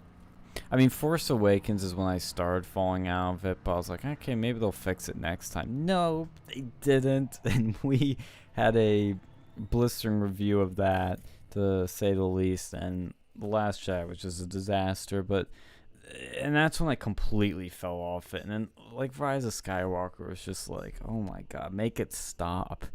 And then Mandalorian's I think what the thing with Mandalorian is, it's like you finally have something that's actually good and new, and feels like Star Wars and is Star Wars. So it's like, you know, it might only last a few years. I'll be cool with Star Wars and, like, you know, and like actively like paying attention to it, but maybe that's it then after that.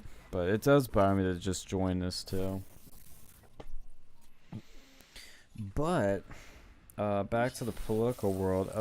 Turning Point USA's conference is happening right now in West Palm Beach, and apparently, Awesome. what was that? That sounds awesome. Sorry, you both were delayed for some reason. sorry. Alex, you go first, and Phil. Yeah, I heard that Gunner guy is one of those speakers. Oh, You know, really? he's actually, you know what? Like before I got kicked off of Facebook, like he seemed like he was, you know, pretty establishment cuck. But like now, like I keep seeing his posts. Like he's probably more like, you know. Is he a groiper now? No, he's like fucking pro Trump as fuck. Wow, what Like, happened? I don't know. I was gone from Facebook, and like he did a complete 180. I can't believe I just asked if he was a groiper, and then you just said he was at like a Turning Point like speaker. Of course he's not a groiper. That was a dumb question of mine, but that'd be funny though. What were you saying, Phil? Though I was just making fun of it. I was like, love you being part of that shit. yeah. Uh, Dude, well, no, you know, you say that, but What else are you gonna do right now? Everything else is shut down. Like at least it's a fucking in-person conference. well, hold anything, it. literally anything other than the Turning Point thing. Sitting at home playing video games and masturbating is better than going to that fucking event. Hey, at least I you'd be meant, doing something. Well, I heard there's a lot of pussy there. There's a Yeah. lot. A lot of dude pussy. Well, again, Isn't he into that? Isn't he into catering to the fucking, you know, LGBTQ community? he's into bending over and pandering to them. Yeah. Not That sounds like- about right. So, well, didn't like you or someone you knew like went there and like they said there was like a lot of foddery going on?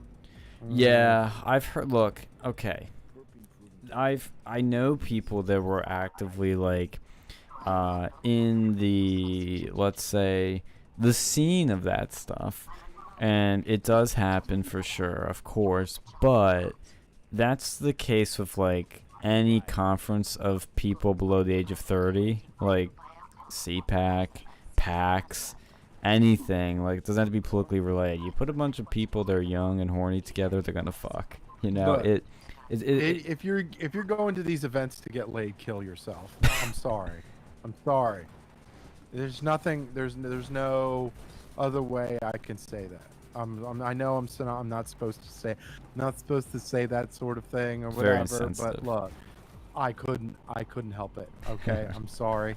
I look at people. Look, so Sean, when you were doing your thing with Turning Point, like, there was a passion involved, right? There was a passion and there was an mission, and that like dictated everything that you did, right? a passion and a like, mission to when go to conferences and get laid. Yes. Well, I could see a lot of people being Like- attracted to that. Yeah. So no, I'm saying being a part of something that's like the group that's like, you know, pro First Amendment, pro Second Amendment, pro freedoms, all that stuff. Like, if that's what you're doing that for, great, right? All for it. Do it. Go do your thing. We did it. It was fantastic. If you're going to these groups because you think you're gonna get laid, kill yourself. Turn Just kill around. yourself. I'm sorry. Yeah, It's there's just better places you can be to get take that. one. Look, yeah. If that's you, take one of those guns that you're defending the rights for so much, put it to your head and pull the trigger. I'm sorry, it's not working, You can get demolished right? for that shit. Well, no. Because He it's not. I mean, he I'm didn't say like, to look. load it. Yeah, we're probably gonna get kicked off off of YouTube. It was fun while it lasted. No, Good thing no but I'm watches these. what up? Good thing What nobody watches these. Yeah. This is why I mean I love these. I love it just because we're just fucking we're just shooting the shit. Like this is like the greatest to me doing these things. I don't care how many people view these things. This is like the greatest thing ever. Like it just I look forward to each week doing these things just so I can say this stupid shit. And maybe on the off chance that somebody listens to this thing. Hey, controversy creates I'm interest. I will never condemn it. Like, Not always I'm condone, waiting- but never I'm condemn. waiting for you to get that email. Like, did somebody mention that they condoned that another person killed themselves?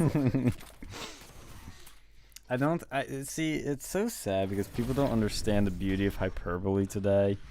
Yeah. Maybe it's not hyperbole, but you know, Exactly. we'll leave that to their imagination. But no, I don't mean that in a hyperbolic way. I mean, if you're into that, if you're looking to be at Turning Point to get laid, And we're done. literally- Okay, we're done. We're literally done. We're kill done. We're done. yourself. No hyperbole there at all. Oh man. Well, you know the thing is though is look, I totally get it. If you are passionate, you love this shit, and you want to enjoy the desserts that come with it, go for it. I don't blame you. But if your priorities are Desserts, what desserts, fucking desserts? Holy shit! A fucking crab. I thought crab was an entree. You're selling these desserts like it's creme brulee. It's like fucking week-old rice pudding out there. Get the fuck out of here with that. hey, not everybody has access to the high quality desserts that you get at a boutique, fancy, luxurious restaurant. You can get desserts at McDonald's too, you know. Oh yeah, that's. Like, but I'm gonna get mad pussy going up to this SAS dog. Like, I'm gonna get mad outta pussy here. at a political convention. Yeah. Probably fucking true. It is true to some degree. Yeah, if you pay for it. Thought our resident Pegmeister was, Yeah, no, could he, speak. no, he was the pussy. He was getting pegged. He was the pussy. Well, he I was think my that was a source, separate by the way, on all this. And I mean, I know because when I saw Nick Fuentes, like when the Grope Wars were happening last year, it's like, oh yeah, these conferences are a total fuckfest, so degenerate. I'm like, dude, have you ever been to any of these conferences? Like, they're all that way. He knows that 'cause he's been to other conferences, but you know, it really is that, and it's. I hate to say it. I hate to say it, but for some fucking reason, it's like journalism. A lot of the girls at these things, not all of them. I mean, look, conservative girls are obviously higher than leftist girls, but there are also a lot of thoughty girls. I don't quite understand that draw. I have some theories, but there are quite a lot of them. Let's put things in perspective here. Before Charlie Kirk proposed in that weird way Oh God, to his now fiance, I guess. maybe. And before all that, part of me Operation. thought that he was like a closeted homosexual. Okay, there's a piece of me that thought that Charlie Kirk was a closeted homosexual, And now it's I did- confirmed. and and a part of me there still thinks that this whole thing is a sham, right? There's just a piece of me that's like, no, this is all bullshit, because it's just like the way that you did it on Instagram is like, oh, I am proposing to my mate for my future wife mate. Like, what? Yeah, that's I wonder if him and Mark Zuckerberg are like related somehow. I was gonna say Probably. that. You know, and it is bizarre, and it wouldn't be the first thing he astroturfed, because when I was at Penn State for the past week and a half, let me talk about the news first, and I will reveal the goodies I've brought home. But Turning Point, apparently, like, their conference is happening right now. So they're having it right now, and it says Elijah Schaefer's down there, and he said that people are getting unregistered outside of SAS. That's the conference for Turning Point, after the county began changing capacity maximums. Turning Point USA staff says they did not turn anyone away. However, police are blocking the doors and keeping tons of students outside.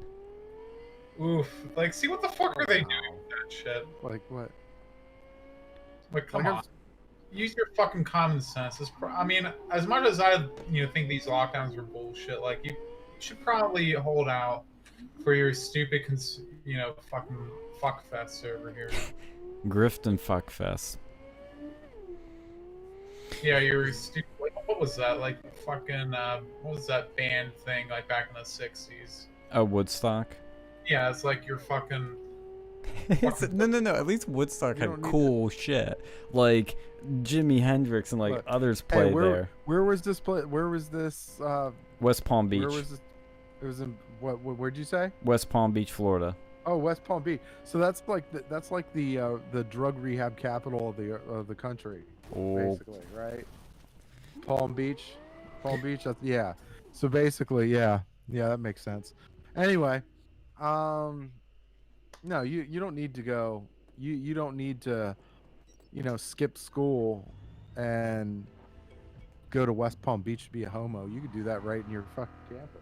Oh, yeah, everything's locked down. You can't go to the gay bars right now. well, Take down dude, the I'm consideration. telling you, Yeah, like, when I was on campus for the past week and a half, like, during the daytime, I mean, campus has some people out. Downtown actually has a good number of people out. Like, it's not bad. It's like what's like around the summer-ish, kind of, but a little different because, like, some things are shut down. There's not a lot of people in parks, but there's people out. When it hits nighttime, dude, it is so freaky. It is eerie. Like, it will be 11 o'clock. Not 3 a.m., not 4 a.m., 11 p.m. And I was driving down this one section of highway, like, right before you get on the campus. There was not a single car within eyesight. And I don't know if you've ever experienced this before, but, like, you see, like, a lot of, like, artistic paintings and, like, but no, not autistic, artistic, like, pictures of this sort of thing, like when a car is alone on a street and it's just like the headlights are the only bit of light that you have, and it's just you going down this road and nobody else. I was going down a stretch of highway, no lights, like street lights or anything like that, just my car's headlights, no other cars. It was really weird feeling that. And then when I got to campus, there are not only no cars on the streets, only maybe I was out walking for like 2 hours, and there was only one person I saw, and there are no parked cars, like none.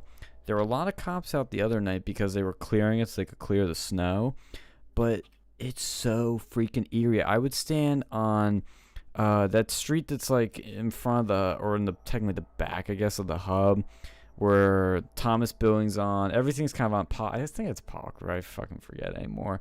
But standing on that road on the intersection of that and Shortledge, and I could look around 360 degrees, total silence, not a single person, not a single car, not a single parked car, lights off, except for some building lights and street lights, and I could see the apartments downtown were completely empty and all the stores were closed. It's so eerie at night because that's when everybody's out, like, fucking around, and it really doesn't stop. Even at like 3 a.m. you're still gonna find somebody, or even 4 a.m. But it was dead. It's like, it really was like eerie. Like, it felt like everybody freaking evacuated, which is literally what happened. But it was really interesting, especially when you go down. I went into the downtown, not a single car on the road, parked or moving. All the businesses shut down, nobody open. Even I think the Sheets was like the only thing open down there. And it's freaky. And like, I went to Insomnia Cookie, bought some cookies. We ate at a couple places, and they were just sitting around like on their phones. Like, they weren't getting customers. I mean, I felt bad for them, so I gave them a decent sized tip. It's really just desolate. And I mean, I will say though, I tried the because I know you like that burger, or the BRGR. Dude, they have fucking amazing shakes. Get their shakes. Oh, I've had it before. Good love shit. those shakes. We tried their burgers at Gangs. I know the first time when I was with you, they kind of overcooked mine, but mine was good the second time. Yeah, what do you get? If you get like well done, you're not gonna have a good burger. No, I got it medium, which is what I almost always order because restaurants tend to, from my experience, either undercook things or kind of not quite where they say they will. Yeah, that can happen. Yeah, that's the thing with like them burgers, man. Like, I think medium's like usually good. Like, if it's a really nice place, I'll go fucking medium rare. But like, if it's some run of the mill place, I think medium's a fair compromise. Speaking of attractive political women that want nothing to do with Turning Point. Ooh, that sparks my interest. Why is Tulsi Gabbard waiting until she's about to fucking leave to say some of the coolest shit ever? Like, what the hell? Well, She's saying, she was saying redirect profits from corporations allowing to remain open to small businesses forced to close. Hey, I could get behind that shit. yeah. I'm like, all right. Like honestly, like, you know, I think she chose the wrong fucking party because like Fuck yeah. she would be like I mean, think there's she went. stuff I disagree with her on, I but think she chose the Democratic Party because she wanted to get in politics, in Hawaii, and she was in Hawaii, which was like a disaster. Like you're not going into politics as a Republican in the state of Hawaii. It's not fucking happening. So I think she made a deal with the devil, and then, you know, it ended up burning her in the long run. But what you got to do over there, from what I understand. yeah, Like, you know, I think in a lot of places, like what they had some black guy who was running it. I posted in the news section. I don't have it on me, and he's getting kicked out of the Democrat. Like he's not being put on the ballot anymore because he's pro-life. Everything else he's a Democrat on, but just because he was not pro-choice, they're kicking him out of the Democrat Party. Like I wish our Republicans, you know, if they were fucking, you know, anything near that level of like stringent. Oh, I got an update from somebody on the ground in the SAS, and they said that over 1,000 couldn't get in. That's poor planning, because these are tickets that are, you know, they're not like the Trump rise where like they hand them out like candy, so they have a head count, and it's like whoever shows up shows up. These are people that buy them, and you know they're gonna be there. So they had an exact number, and they didn't take into account these new restrictions. Maybe this was set before the new restrictions came in place. Yeah, but they could have found like a I mean, I don't know. There's a lot they could have done, maybe, but it doesn't sound like good They didn't really adapt on this one. And I don't know. I mean, these new restrictions took into effect like a few days ago, so don't quite get that. But, you know, speaking of Turning Point, though, when I was there, I got some of their latest swag because gotta add some to my collection. So, yeah. You wanna know what I have here? I have some of their new slogans and their new posters. Oh God, I love their fucking Jerusalem one. Oh, Not really. dude, don't spoil the surprise. So these are some class. Okay. I think it's pretty cool that they're still getting you swag. That's pretty awesome. Like, they're doing the responsible thing. When the toilet paper crisis fucking hits again, that you're well prepared this time. It's amazing. I mean, look, they're awesome. They're really hitting it out of the park this year. Like they just keep getting better and better. I know people are gonna say, "Oh, you were Turning Point president. Why are you shitting on them all suddenly?" I mean, because when I was with them, our chapter was cool. It's still cool now, but the national org just keeps going further and further downhill, and this is evidence of it. Because look, these aren't new. These are stickers and posters that say "Greetings from Israel." And you know, the fucking they're giving the Groypers like tons of fucking ammo with do. They do. That's like, the like thing. the Jerusalem one. Well, the other one they have is like it's all colorful, and it has a star, the Star of David, a camel, a menorah. It says Israel. Look, Like literally, like can they like it's the one thing which probably a lot of people don't give a shit about.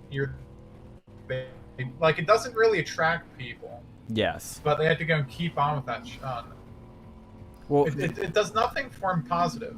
yes, and that's where I have a problem with it. Look, I personally am okay with Israel. I am not the biggest fan, but I don't really care about 'em. I'm like, okay, Israel's a thing, whatever. They're useful for us in some ways. They spy on us on other days. I mean, look, I am not a hater or a lover of Israel, and I'm not saying to be a cucky centrist or anything, but I can tell you from personal experience, when we had these things sitting on our table, nobody fucking took them. When we had the BDS ones, the BDSM is BS posters, okay, nobody took those because they didn't know what the fuck it meant, because they didn't care.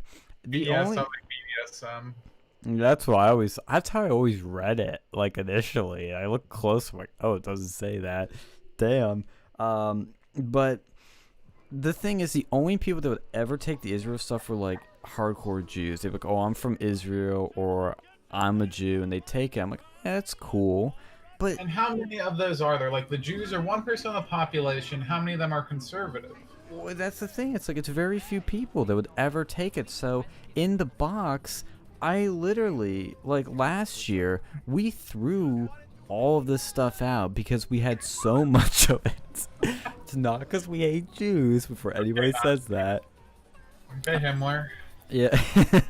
Radio Freedom in the chat says Tulsi's hot too. For her age, yes, she's hot. And he said right before Yeah, I that think Kimberly she's, Clark like, is hot as fuck. It's sad. Like, I agree with her on some things. I disagree with her on more things I probably agree with her on. But in terms of Democrats, she's, you know, there's. I like the fact that she existed for a time. It was probably one of the actual like ones that I didn't hate. Like, it's not like fucking Pelosi over there, you know. She at least made sense with a few things, but she was too moderate for the Democrats. The Democrats are getting more and more fucking radical, and they all have the same ideology. Yeah. You know, like at least Republicans, you know, there's a lot of shit. Like I know there's like some pro-choice Republicans, but you can't have a pro-life Democrat. You know, it's that much of an issue for some people. Yeah, the diversity is not their strength. Hey, I gotta ask you two another question, right? And you Does know that have when to do I with ask Israel? No. Damn it. Although Fucking Drew USA. although it is about an Israel lover, but anyway. Oh boy, here we go. But it has nothing to do with that. But it is important that I ask you for your input on this said person, because you know, I think we're all friends and we all are free to discuss this very important topic. Okay. Anybody else think it's funny that Dan Crenshaw had to fucking try to fix his shit after so apparently Dan Crenshaw was blaming a hack that his account was following some escort that was yeah. Okay, yeah, sure. Like, I love, you know, like, there's actual computer hacks who went down this week. Like, I don't know if anyone heard about this, but I think it was FireEye got hacked, and there was a massive SolarWinds hack, but then, you know, apparently fucking Twitter got hacked. So the story is, this Zachary Patrizio reported that Congressman Dan Crenshaw was currently following an escort on Twitter that was charging $1,500 an hour, right? 1,500? Taxpayer money. Yeah, look, that right. Your tax dollars are hard at work, right? And guess who's paying to go and get those STD checks afterwards too? That's our money. Yep, your tax dollars. There you go. I mean, I'm not gonna lie, it's fucking looks good. Anyway, but so he's like, so Dan Crenshaw's like, he's like, grow up, people. No one in my staff nor I purposely followed this account. Hmm. Thanks for flagging. Passwords changed. Oh, they. Oh, so they changed the password because nobody did anything. Yeah, no, because because if somebody's going to if somebody's going to hack into your Twitter account, they're going to follow one escort. That's exactly what they're gonna do. They're not gonna fuck with all your other followers. They're not gonna say stupid tweets. They're not like They're not gonna tweet out the N-word or something. They're not gonna tweet some racist comment or something like that. They're not gonna try to say something that's embarrassing to you or your office or whatever, or the state of Texas or whatever. They're not gonna do any of that. No, they're gonna go into your account to follow one escort. Yeah. That's exactly what they're doing. No, to be fair, like, don't people like that was like a Twitter hack? You just follow a bunch of random people, follow you back to get your voice out. Now look, and I will say sometimes, look, as a dude, okay, sometimes I'm guilty of having one or two alcoholic beverages and maybe following people that I probably should not be following, right? It's very common for people with Twitter accounts, right? But the fact that you denied this shit, just like, dude, and then blamed it on a Twitter hack. You blamed it on a fucking Twitter hack. Like, no, it's worse. Just say, look, oh, I didn't know, or you could have just said, oh, I didn't know that this was an escort or something like that, You could have said anything. You could have said anything, and it would have been cooler than the shit that you said. He should have right? turned it into a joke, like made some funny, witty comment back. That would have made it perfect. Look. He should have said, look, as long as this hooker's paying taxes, who gives a fuck? Yeah. Right? No, like, you're so, like, yo, you blamed, you turned around and you immediately blamed a hack for this shit. Like, I'm like, oh, no, man. No, that's not cutting the mustard, Buck. Well, the other thing, too, is I'm reading a New York Post article on this, and it says that the fucking woman drivers, am I right? Dang, man, the game's red-pilled. It also says that the girl's account on it, the one that he was following, on her account, it says she bills herself as, quote, your favorite long-legged girl next door and a lingerie lover and globe-trotter. There you go. That sounds like a real account to me. I mean, that's just cringe, like absolute cringe. Like that he felt like it's one thing, like if you fell for okay, whatever, but like the way he handles it is so bad. It's like bad. It's just bad. I mean, Crenshaw was a guy like when he first came to the scene, we all thought he was cool and we're like, oh, this is like our new rock star here. Didn't take too long for him to really fuck up, and this wasn't the fuck up, but like. You find old Facebook posts where he calls Trump xenophobic and hates Muslims or whatever it was. I think it was just that Trump hates Muslims or something, but... I hope he gets fucking primaried. Fuck that guy. Yeah, we need to get him out. Out.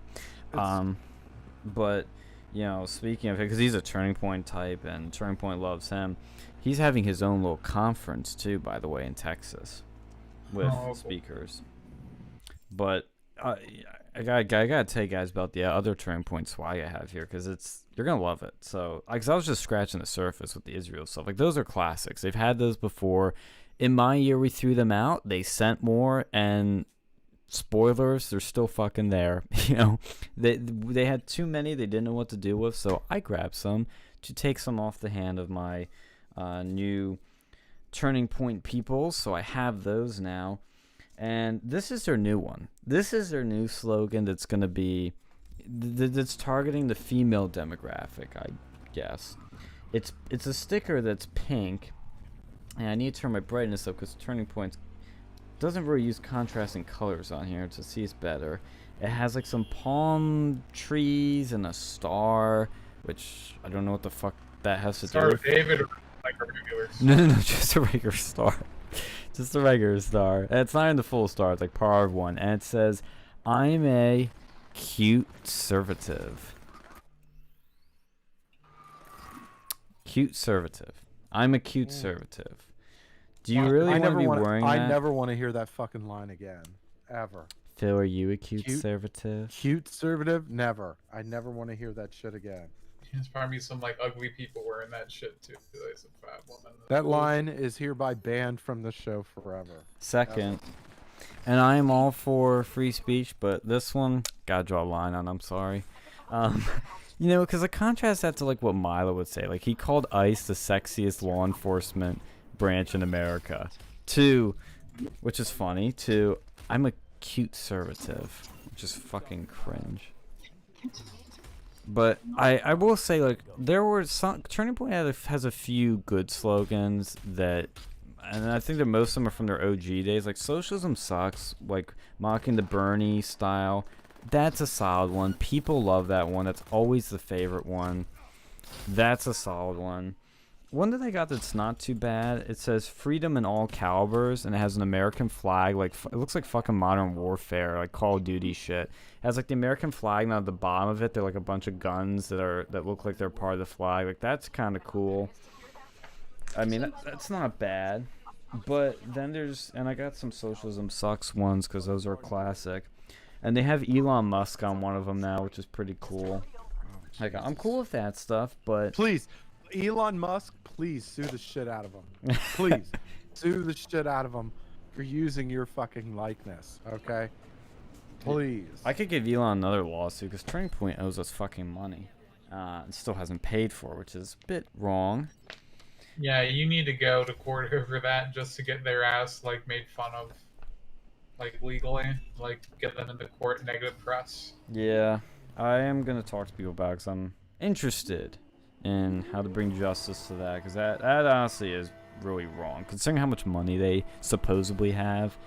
I got the greetings from Israel posters that I'm sure I really want to hang. I won't say the word, the C word. Posters, Israel posters. Oh yeah, more Israel posters. These other ones that were there that were bad, that I just didn't bother taking. They were like Gen Z is Gen free, and it was like just terrible graphics. What was that? Well, yeah, see, they're not paying people like good money to do this shit, so you're gonna get shit.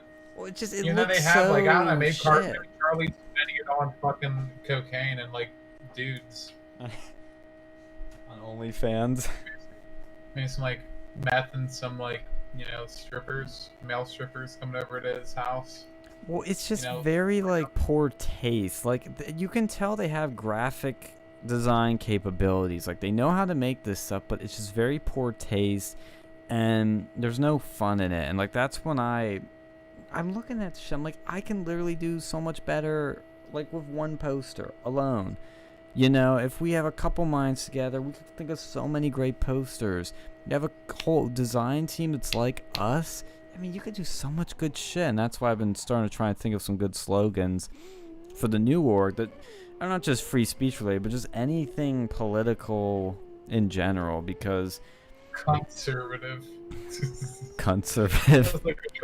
As a troll of their fucking C word, use the actual C word. Yes. Oh, no, you know what you could do? I mean, this would be pretty edgy. Like, get some, like, female, like, oh, you could do Nikki Haley on this one. Like, one of those never-Trumpers, you know, warmongering neocons. Like, have a picture of them and then put, like, conservative on it. That would draw some fire. Not saying I'd do it, but, like, hey, it's better than what they have here. But, I mean, there's a fine line of being, like, edgy and fun without being over the line and, like, turning people off, and also not being too safe and cringe.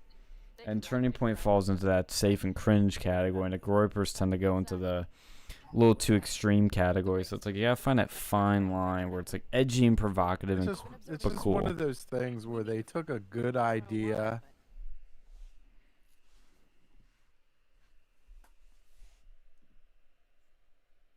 institution But then, do you have to just go and make these gay fucking lines or whatever? These bumper stickers that like, and these buttons that are just fucking like I would never have any of that shit. Like I would never wear any of that shit in public. Like. Yeah, and that's how I What the fuck approach the ones that I've been starting to come up with. Just throwing ideas on the boards. I think of what would I wear? What would the people I know wear? You know, what would they be proud of? That's like a bullseye to get your ass kicked. Like you're wearing one of those fucking buttons or whatever.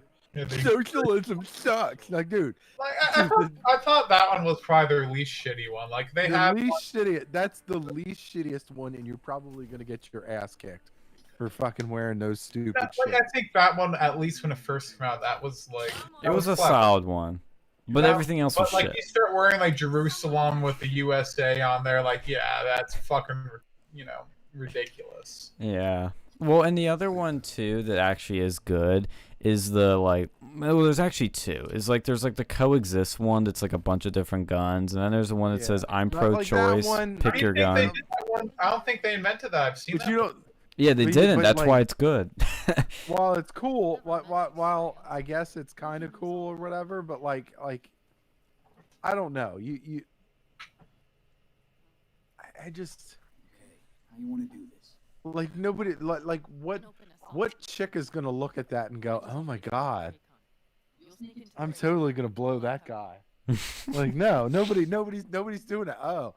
You know what turned me on most about you? It's that coexist shirt with the guns on it. Like no. Well, I mean, most people aren't like super attractive shirts, but it'd be funny. Like, do one that'd be like a troll on the feminist, my body, my choice, and a picture of a coronavirus vaccine. I think that would be funny. Well, see, that's the. You know what? I've been thinking one of the best like the best sort of category or like style I've learned to go after is like playing with something like something that the other side has. Like when you see people, yes, there's got to be some humor. There's got to be an element of humor to it. Yeah, there's got to be an element of humor to it. If you're trying to get it short, if you're trying to make something like that, there's got to be some sort of humor. For example, I wore a shirt the other day that said "I support single moms," and it had a picture of a girl on a stripper pole. Okay. That is funny, right? That is funny. Okay, you want some edgy shit. You want some edgy shit that's funny, right? That is like, I don't know. Yeah, well, it's like I was thinking of. I don't want to give my idea away on the YouTube verse, but like when people play with like the LGBT acronym, that's always kind of fun because when you first see it, you see LGBT and you're like, oh, very progressive man. Then you see like liberty, Bible, guns, Trump. It's like, damn it, it's like, or that's what the lefties would think, but the cool people would be like, oh shit, I like this guy. Like when you fuck with little things like that, it's good. Get like have a picture of the pussy hat and say this won't get you any. Yeah, like that would work. Yeah. This is not how you get it. Just have one like where it says like simp on it or something. You have the picture of the pussy hat.